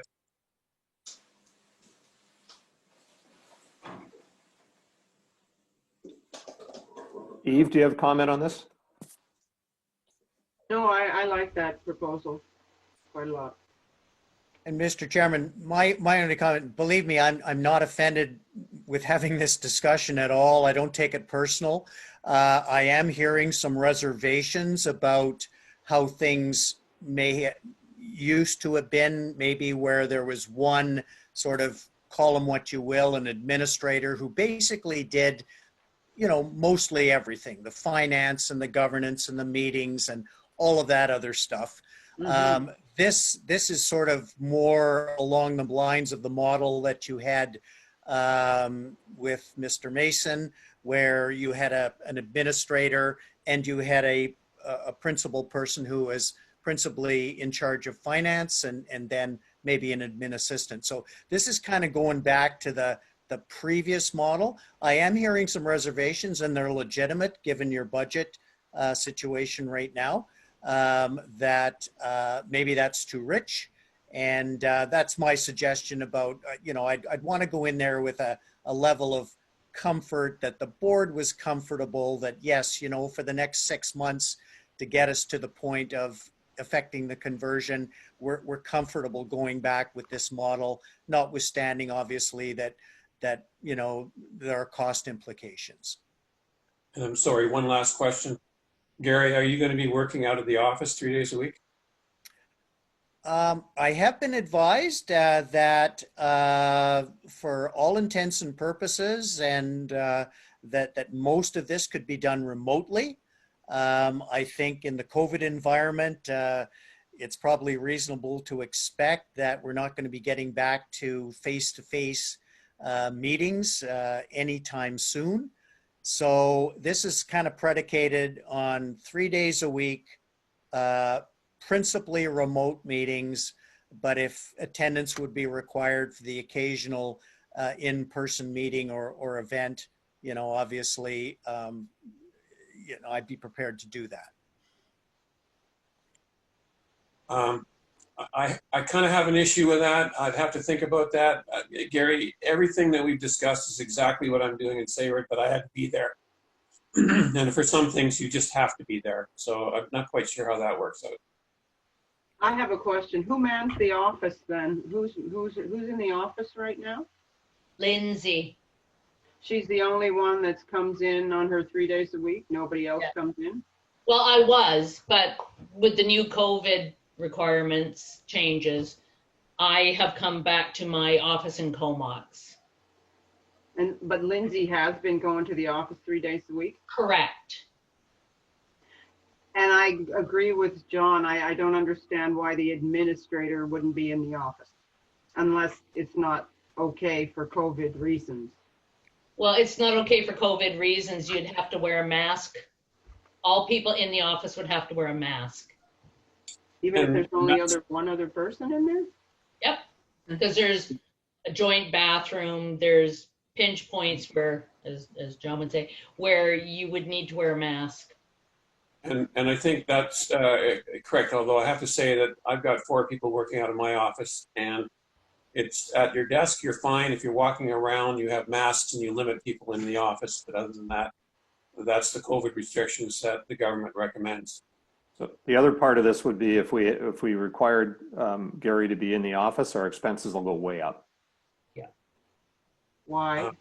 Because you'd have to travel up from Victoria, Oh, I didn't know you were in Victoria. Mhm. Oh, and we'd have to put them up in a hotel, pay meals, pay mileage. oh, enough said. Yeah, didn't know. Sorry. No, but these are very legitimate points and questions that I raised as well about, and John would know this, being a CAO, in terms of the efficacy of working out of the home as opposed to being there on site, that which I always think is ideal. So they're very legitimate points. I understand that. So again, my main concern is that whatever way you decide to go, I'll totally respect that. And I just want to make sure that the board is comfortable with whatever model is enacted moving forward. And So- I would like to speak to the fact that from March till June, I worked out of my Comox office until we could go back.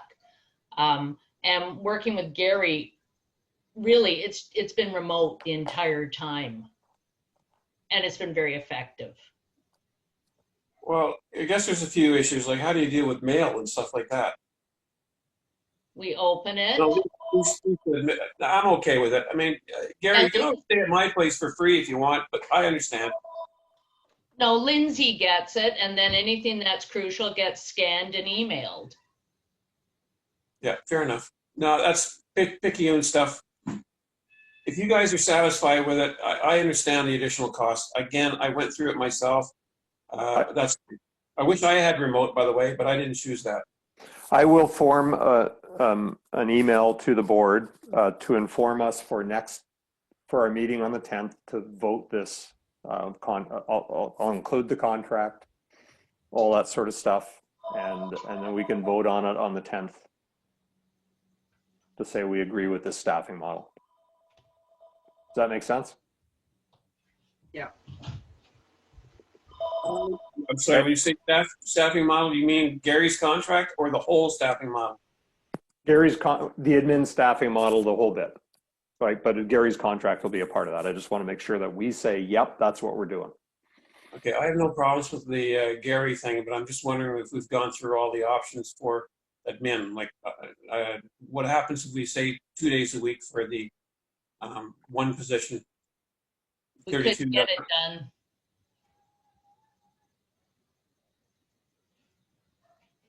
We literally could not get the work done. So if we said to you, find ways and means of getting it done, you couldn't do it. No, There's nothing you can look at. nope, no. There's nothing you can bare offer in bones. terms of. There's nothing you can offer in terms of options. No, we're bare bones.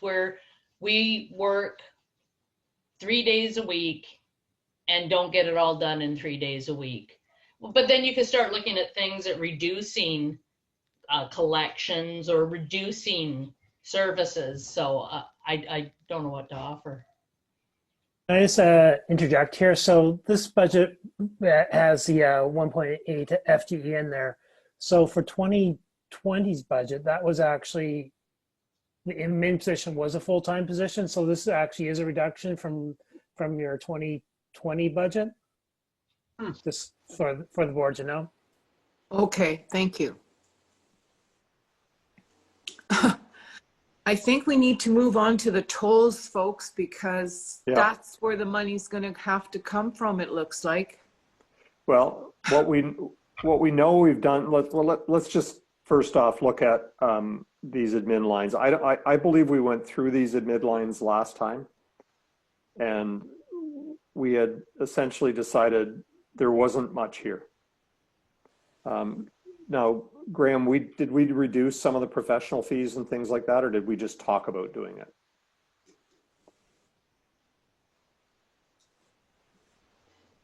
Sorry about that. I think the unknowns, I think we talked about when we reduced it where we thought we did, but maybe there's some room to reduce some more with discussion in regards to Mr. Manson's contract, because we got those costs included potentially in payroll. We probably can take some contracting costs out there. I think Janice is going to do some more work with the superintendent in regards to looking at this $40,000 for material and supplies, and kind of have a breakdown of that it costs a little more. And I think that was that was outstanding. Other than that, yeah, we've looked at these. Now the board's made the decision for the conversion. Are there some of these costs that potentially we can think of reducing? I'm thinking potentially some of the occupancy costs that you have. Yeah. So you know, obviously you won't need to rent. That's the trailer, but I think there are some. What are the occupancy costs? Well, the renting your office. Sorry, yeah, I got it. So couldn't that be reduced by half, representing we only need it for half a year? But that's again in that cost neutral. Well, they won't need it going forward. We have to pay a portion of the expenses incurred at the CVRD for that sort of thing. Yeah. I do have one suggestion, and this was suggested by the our election official. So to put on a referendum or an election, it's over $6,000. So when the position comes up in April, to look at not filling it. Agreed. You still have quorum. I'm liking it. Oh, you mean the trustee position? Yeah, Ted's position. Yeah, for only 2 months. I don't believe, yeah. I think we'd probably have to amend our elections policy to do that. Good. Let's do that. I agree. Good idea, Janice. So we can take that expense out. We can take out the expense of, if we may have double counted Gary in here, right? That's what I was, yeah, exactly, right. Good thing. I don't know if we have or not, because if we had built in an administrator, we probably took out Gary's contract, but Janice That's what can I tell us asked, that. where's Gary? And you said he was in admin. Yeah, so just in making sure we don't have him as part of professional fees. You know, I guess the question would be, what professional fees do we need next year, right? Like, we won't need anywhere near the level of human resources support that we had this year. We won't need the same elections support. We won't need the same CAO support. We will need engineering. We will need lawyers. Yeah, Coors and lawyers, yeah. So what's adequate for Coors and lawyers? And a little But bit if we more. got, We'd have to look at the rolled up. Can you show us the consolidated, Graham?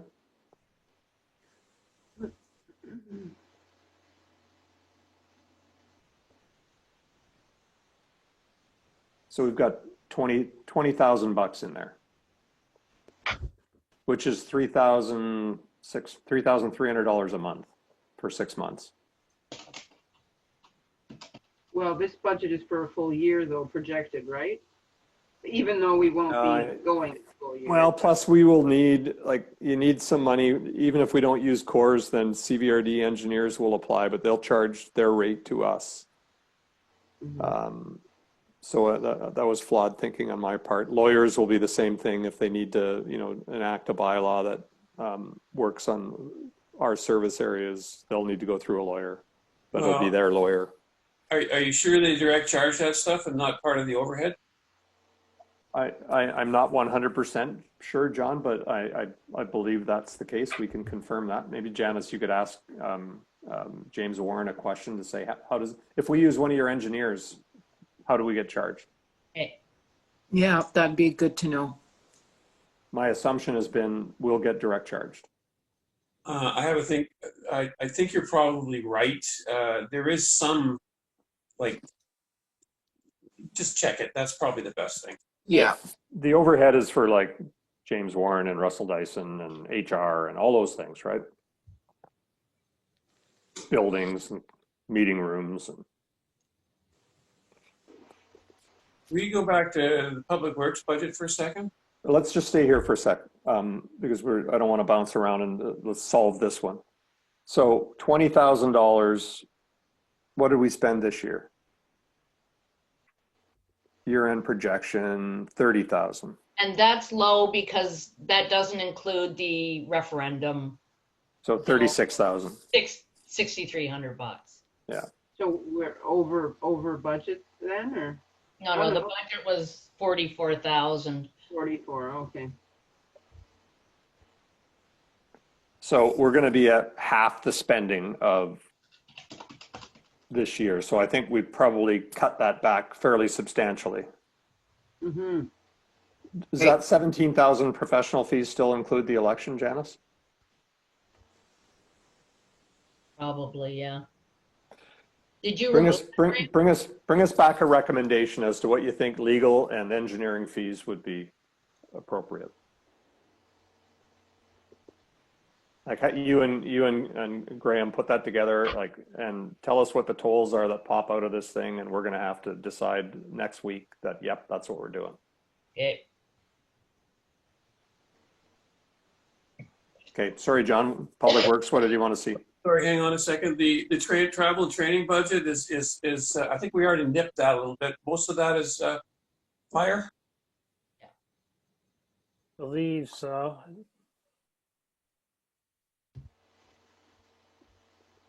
Yeah, so only 2,000s in Public Works. Now with COVID, are they going to be able to spend that money in training? Oh, too late. They are Never mind. still Don't training. worry. We've already set the fire budget, right? Got it. Sorry, forgot. If we save some money, that's great. Okay. Question on the public works, and I'm sorry to digress a little bit, but the year-end projection for wages is 315. The budget is 179. How did we spend $120,000 extra? We added an extra staff member because all of a sudden it became a level 3 plant and we didn't have such a thing. Okay, but that's not $120,000. That's actually $140,000 we're out by.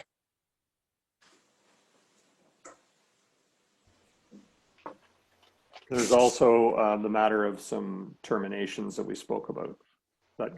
Are they allocated in there? No, they wouldn't be. It wasn't? Where would that expense show up, Graham? It is included in here, so it's included in those totals there. Sorry, Graham, half of it would have been? Yeah, I think so. Yeah.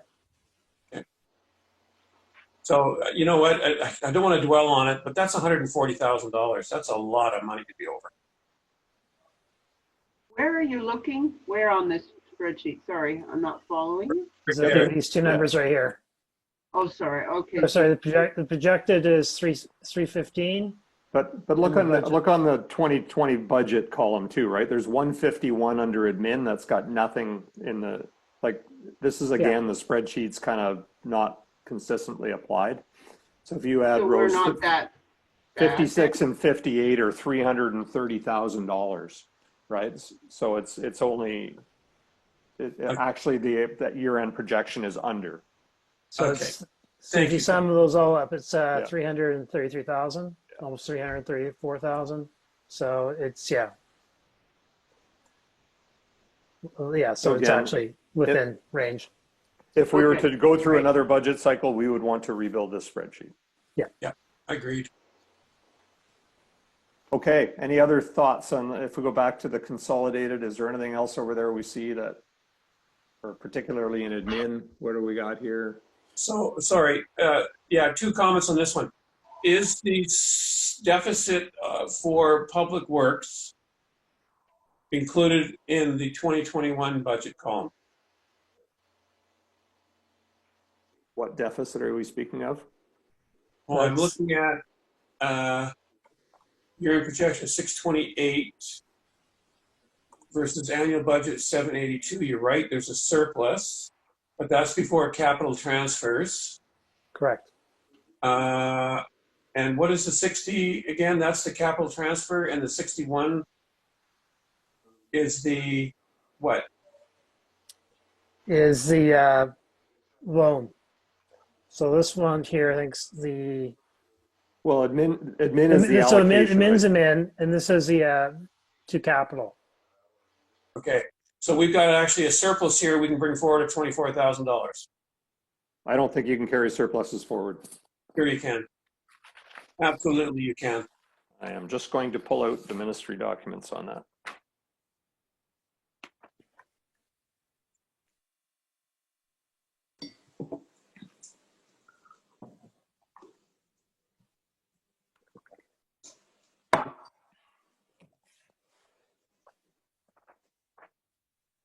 Gary, can you find that out for us? If we have a surplus, well, this is fire. Oh no, it's public works. If we have a surplus from, and if that 61,000 is actually the amount of the capital reserve fund contribution that we budgeted for. But can we carry a surplus forward to reduce fees in future years, or do they have to go into an operating reserve fund?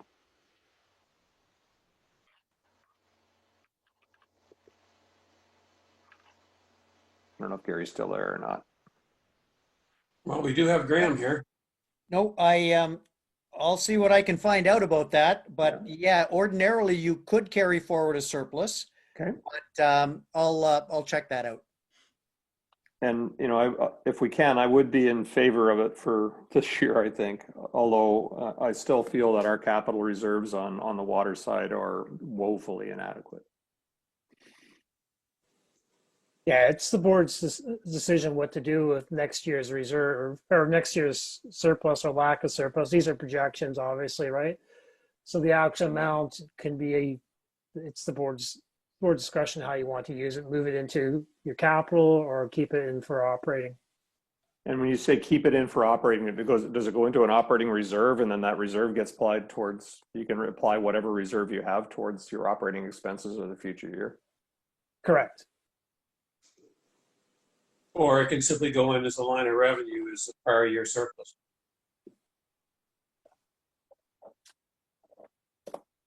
Okay. We just have to understand that one better, like, because we understand that our 2020 year-end projection may not be solid either, right? That there's things like expenses that expenses like the election that haven't been calculated in there. So I don't know if I'd want to budget for it. Good thinking. So we're almost at the end of the year. This spreadsheet is, the numbers haven't changed, Graham, since we first started doing the budget like 3 weeks ago. Like there's no more No, I'm final behind. numbers. Yeah, so I use the quarter end just because that's a little cleaner than regular month end. Okay. So we don't even know if this 24 will be there or how much. It might be Correct. less. Okay. And I think we went through that last time we looked at this and said that there was sufficient sort of bubble expenses that we knew about that would wipe that out almost entirely. Mm-hmm. I seem to recall that too. So, Graham, what usually happens to deficits at the year end? Well, so you're obligated to pass a balanced budget, obviously, right? But what happens at year ends? You're never going to be right on budget, right? No, absolutely. So you're either going to have a surplus or a deficit, and that's where, you know, you want to have that sort of operational reserve in case you are in a deficit, so you're not going And where concern does, issue. Yeah, so what happens at the end of the year if there's a surplus, that's really at board's discretion how they want to allocate that for future operations. right. And so where does our operational reserve sit now? I don't know where that actually is right now, sorry. Last year, it was actually in a deficit. So that was a timing thing due to the mortgage not being drawn yet on the construction. So that's, yeah, I actually don't know what the roll forward amount is. But it's in the financial statements, right? Correct. As of 2019, and it needs to be cleaned up. Yeah. Okay, well, maybe we could have that number too. If maybe we've got hundreds of thousands of dollars sitting in the operational reserve. I'm a dreamer. What is the likelihood of having a reasonable estimate of that by next week? Well, it's an audited number. I mean, Hang on, John. Let me ask a question. So, here's the statements from last year. I'm sorry, not going through the whole thing here. I'm just going to go to the schedule we want.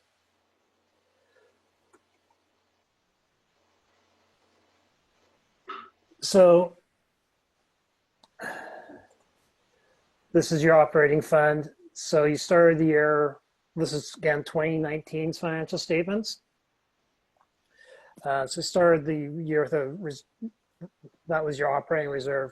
But I need to we need to back out what this acquisition tangible capital assets, because most of that's been since financed with borrowing. So I just need to sort of walk through with Janice on figuring what that transfer, because some money's going to be transferred back out because a lot of the water treatment plant has been funded with borrowing now. At year end, it hadn't. So that's a timing issue there. So that's why I actually don't know. We can reforecast this number a little better based on what borrowings happened. That's what we'd like to know, because if there is substance there, we can use some of that to buffer a tax increase for this year. Does Janice, you don't have our account balances handy? You're muted. No, as I said, I'm behind. That's why I'm trying to go back to my 3-day-a-week finance only Right. work, Got it. because Yeah. I am behind. Can we try to have this one like reasonably estimated for next week? Yes, absolutely. Awesome. Thank you. Thank you. Can I suggest that perhaps we have one quick look at tolls, or actually, I don't even think we need to look at them. We know what they looked like at the end of last meeting. We've asked for the ability for Public Works to find $30,000, and we're going to look at this operating surplus. I think those are really the only things, and maybe a small reduction in professional fees. But let's bring this back, right? If we were to be able to take $30,000 out, that reduces our bi-monthly fixed rate amount by $7, right? So if you can take out $40,000, you're taking it down by, $9. So, we're getting back down to, something. It's still onerous, but it would be at about $110 instead of 119 or something. Yeah. I think that's a good plan. But we have to have those tools and everything ready to go and vote on them next week. Is that doable, Janice and Graham and I guess we don't know about Danny, but We got to get something done, right? we So, have we have we to have do to it. get it done. And I'm suggesting that we need to move on because we've got a few more items and we may have to actually postpone some of these items. I guess one last comment on the budget. I've been very clear from the get-go. I'm not on board with a 30% increase. I'm not on board with a 20% increase. I'm quite prepared to look at 10. And I think I've offered some solutions, and I appreciate the board members have other feelings on it, but I think we're basing this capital thing on something that's a bit of a whim and a whimsy. I appreciate that there are capital. Time out. Like I don't really want us to throw words like whim and whimsy around. Yeah. I'd like some concrete. Well, we don't have any concrete stuff, Mr. Chair. We do. We've been looking at it for the last 6 hours with this meeting and the previous one. We have no reports telling us Okay, what. I'm going to cut off debate on this one. I think we've been through the numbers as far as we can. We are restricted in what we can do. A lot of money into tolls where people can't afford it, and it doesn't. Next topic, out of order. Next topic. Well, it's not going to go away. It isn't, but we've talked about it enough. I don't think so. And if we really want to get it down to it, your solutions of doing it 10% a year are illegal. It's not allowed. So let's move on. That is not true. That is false. Let me read you something right now, right out of the BC government. A local government must not budget for a deficit. Planned expenditures and transfers to funds cannot. So you're Done. Okay, we're moving on. Next item. false, Mr. Chair. False. Next item. Out of order or leave the meeting, okay? You're still false. Out of order. I ask you to come into order or I will ask you to leave the meeting. Okay. Withdraw your statement and I'll come in order. I am asking you to come into order and leave the meeting. You should be used to this. What? John, what are you doing? You just made a statement about something being legal when it's not true. I am reading it off of BC government I'm paper. not advocating for a deficit. Janice, will you kick him out, please? He is out of order and he refuses to come into order. I ask him to leave the meeting. Graham, you're going to have to do it. You're the host. John, are you coming into order? I'm not saying anything. This is ridiculous. We're back to old world. Well, I'm sorry, but you made a statement that's incorrect. Out of order. We are done with this. Either you're going to cease and desist or you're leaving the meeting.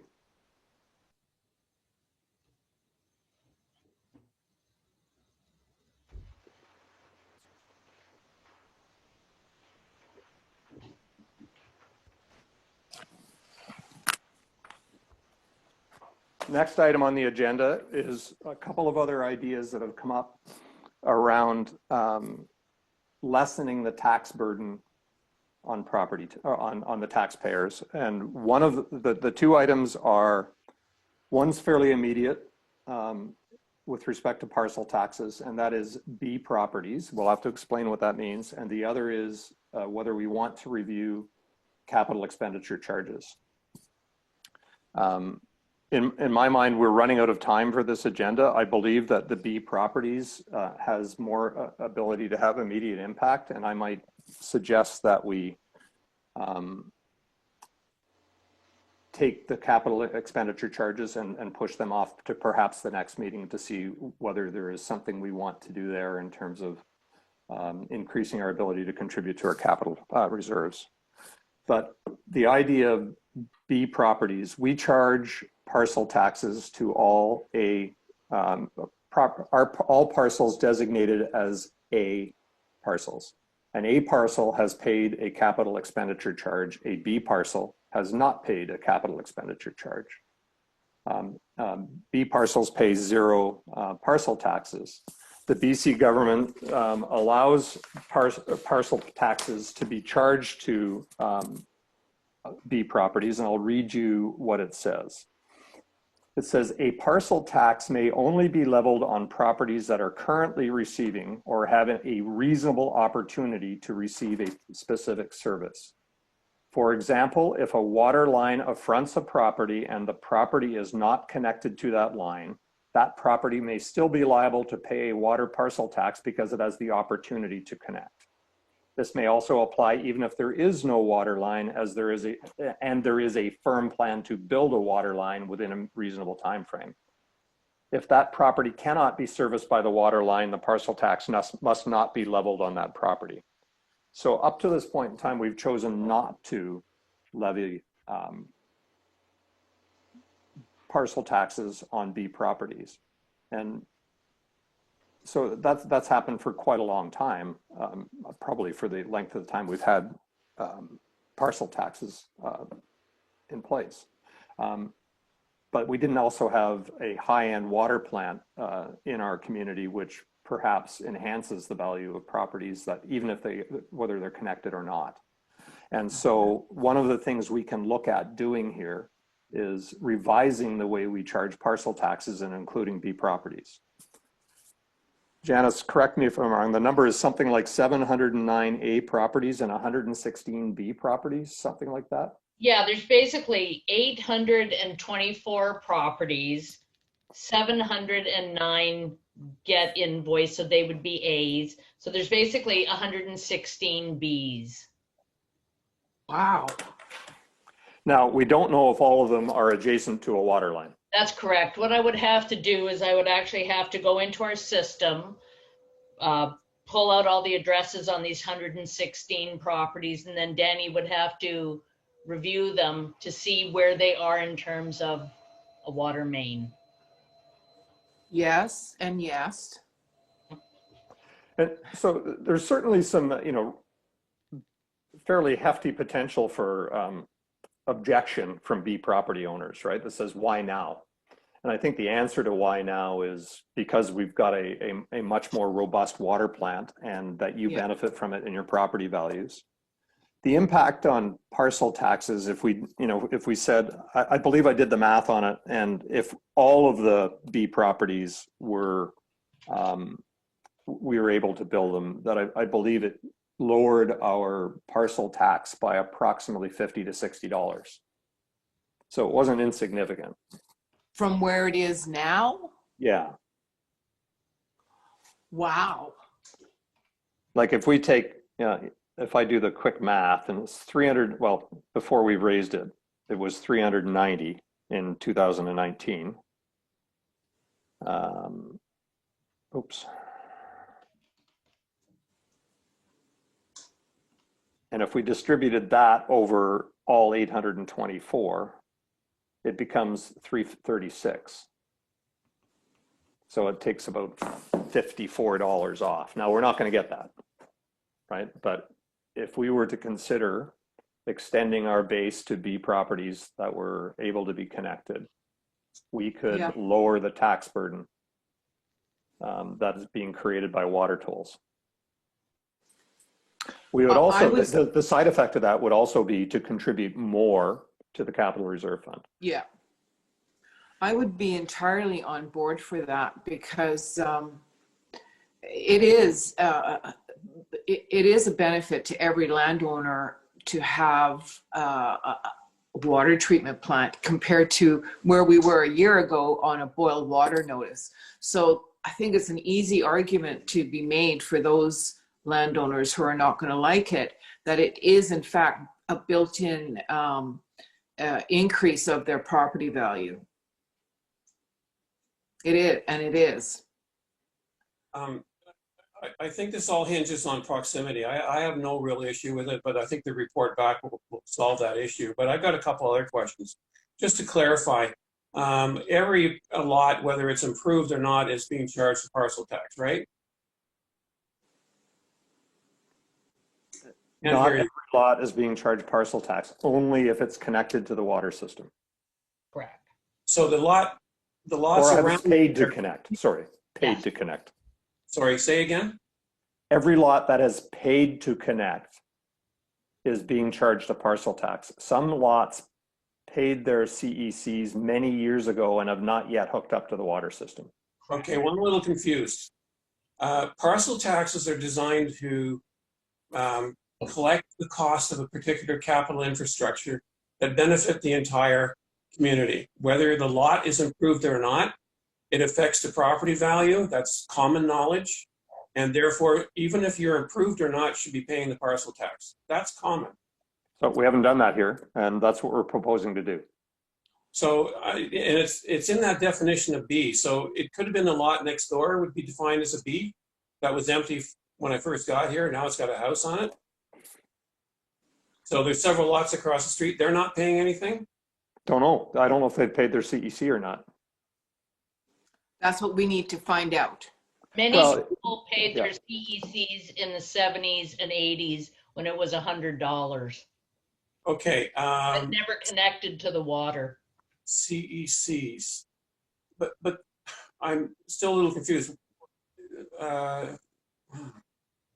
This is ongoing. You don't pay it once and it's gone forever. No, they would be paying their parcel taxes. Right. So regardless of whether they're paying their CECs, why should that matter? On an ongoing basis, I mean, there wasn't a water treatment plant back then. This is typically what a frontage or a parcel tax would collect for. So I hear you saying, I support this. Absolutely, but you know, when you're looking, like when you first started talking about it, I thought there was some lots that were no water lines running in front of them. There I are. understand that, but in this case, there actually are water lines running in front of them, and they should be paying the parcel tax every year. The way that the bylaw was passed was that they would not. That the way our existing bylaw for parcel taxes is written is that only A property, well, what it says is A properties pay 390 and B properties pay 0. So actually they are being charged taxes at a rate of 0. And That. you're hanging that on the idea that they paid some sort of sum back then? The difference between an A property and a B property is whether you've paid your CEC or not. And what was that CEC based on? Whatever was in effect at the time. So in my mind, I mean, I think that whatever that purpose was is long gone. It's a capital expenditure charge that you pay for infrastructure that cost the UBID money to put in. Yeah, I get If you that. had a property and have no plans to develop it, the idea was you wouldn't need our infrastructure, so they didn't pay it. And I'm sorry, you know, like this is new to me, and I'm just saying I agree with the direction you're going in. I think we got to look at charging parcel taxes for everybody. Big time. Great idea, whoever thought of it. Let's go. Let's move on. Yeehaw. So we have some work to do. And so Janice needs to give Dan the addresses of all B properties, and then Dan can say whether there's a water line outside or not.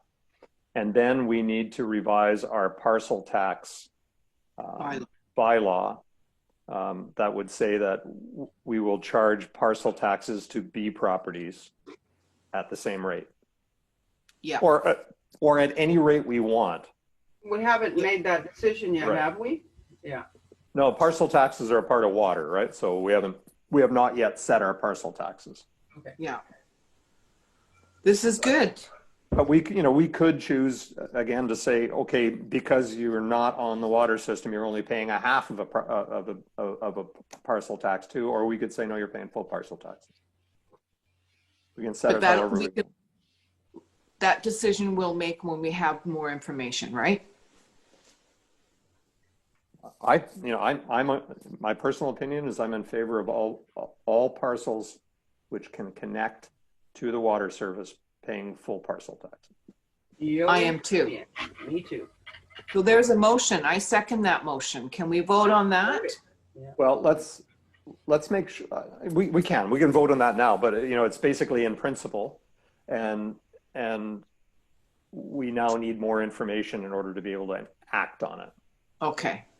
So I think the motion is this, right? Is that the board authorizes administration and public works team to bring back information indicating how many B parcels have immediate access to water, or adjacent access to water, I think is the word that is in the provincial guidelines. Second. If a water line affronts the property. Can we also add information about what that original CEC was and if there are any restrictions?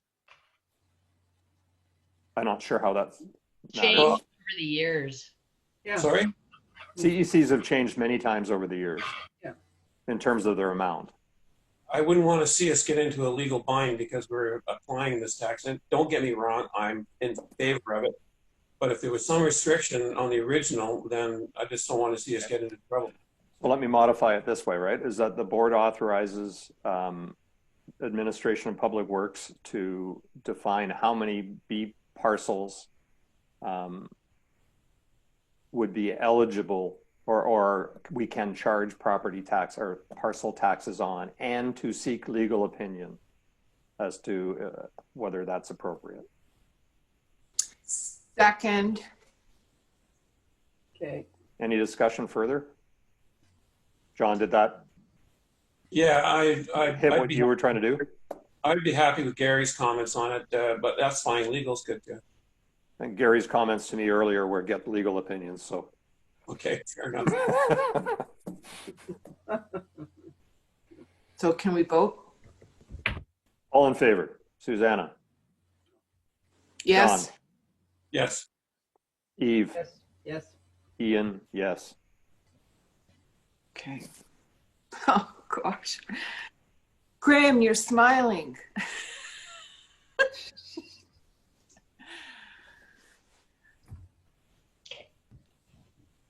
Do we want, like, the item of CECs would be to review whether they're at whether the current levels are appropriate. I don't think there's any urgency to doing that in December. I think we can do that in January at any time. I don't want that item to be lost because it was recommended in the urban systems report to be reviewed. So if it's done in January, that's fine, as long as it doesn't get lost. Question though, are we not budgeting for a few CECs to come to us? And what did we budget? Did we budget for any CECs, Graham? Well, we used to anyway. I didn't put it in there because it really goes in and it goes out. You just move it into reserve. So I was kind of trying to create more of an operating budget for you to discuss. I'm just curious. Okay. Yeah. Janice, can you make sure that carries forward for us onto January's agenda? Janice, Yeah, Gary. thank you.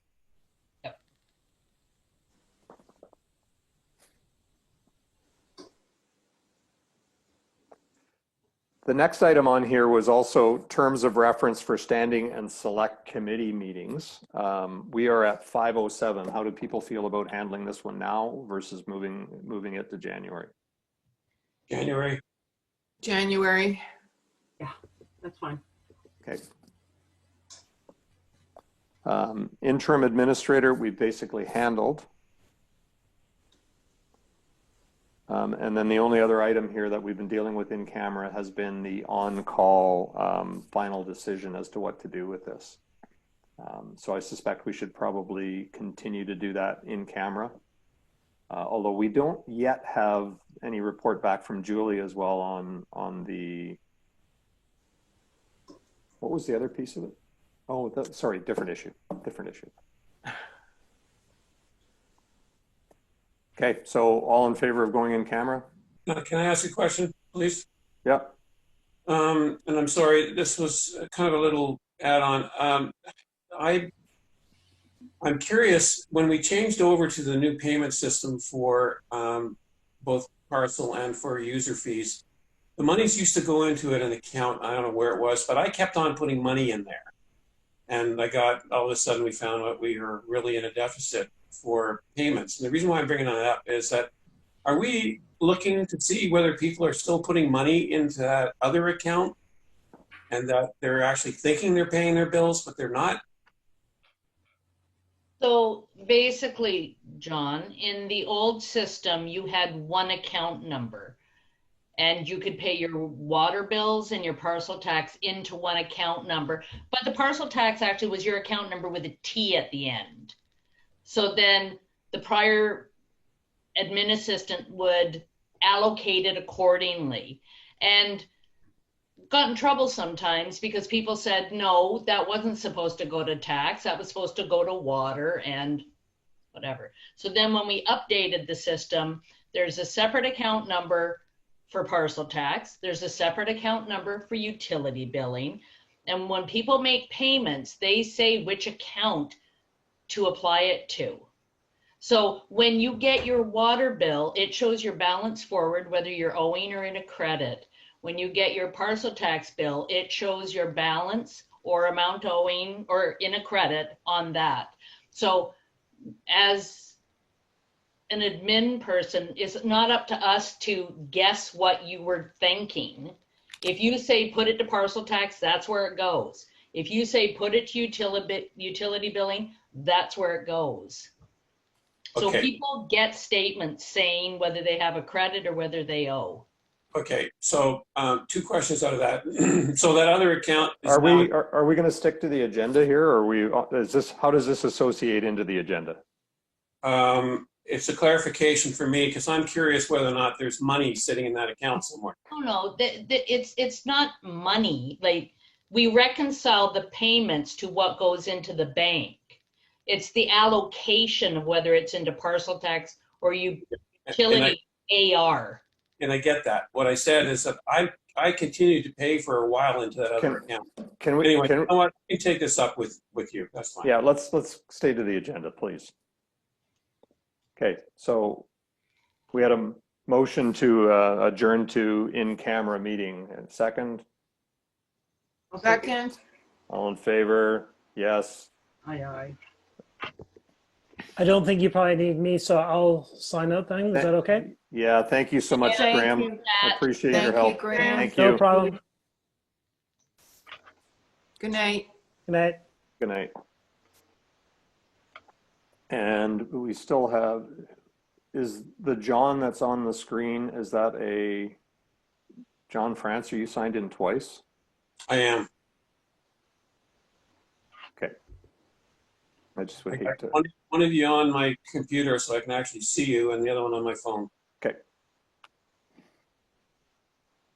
All right. So, We're still recording. Oh, yes, we should stop recording. Thank you. yeah.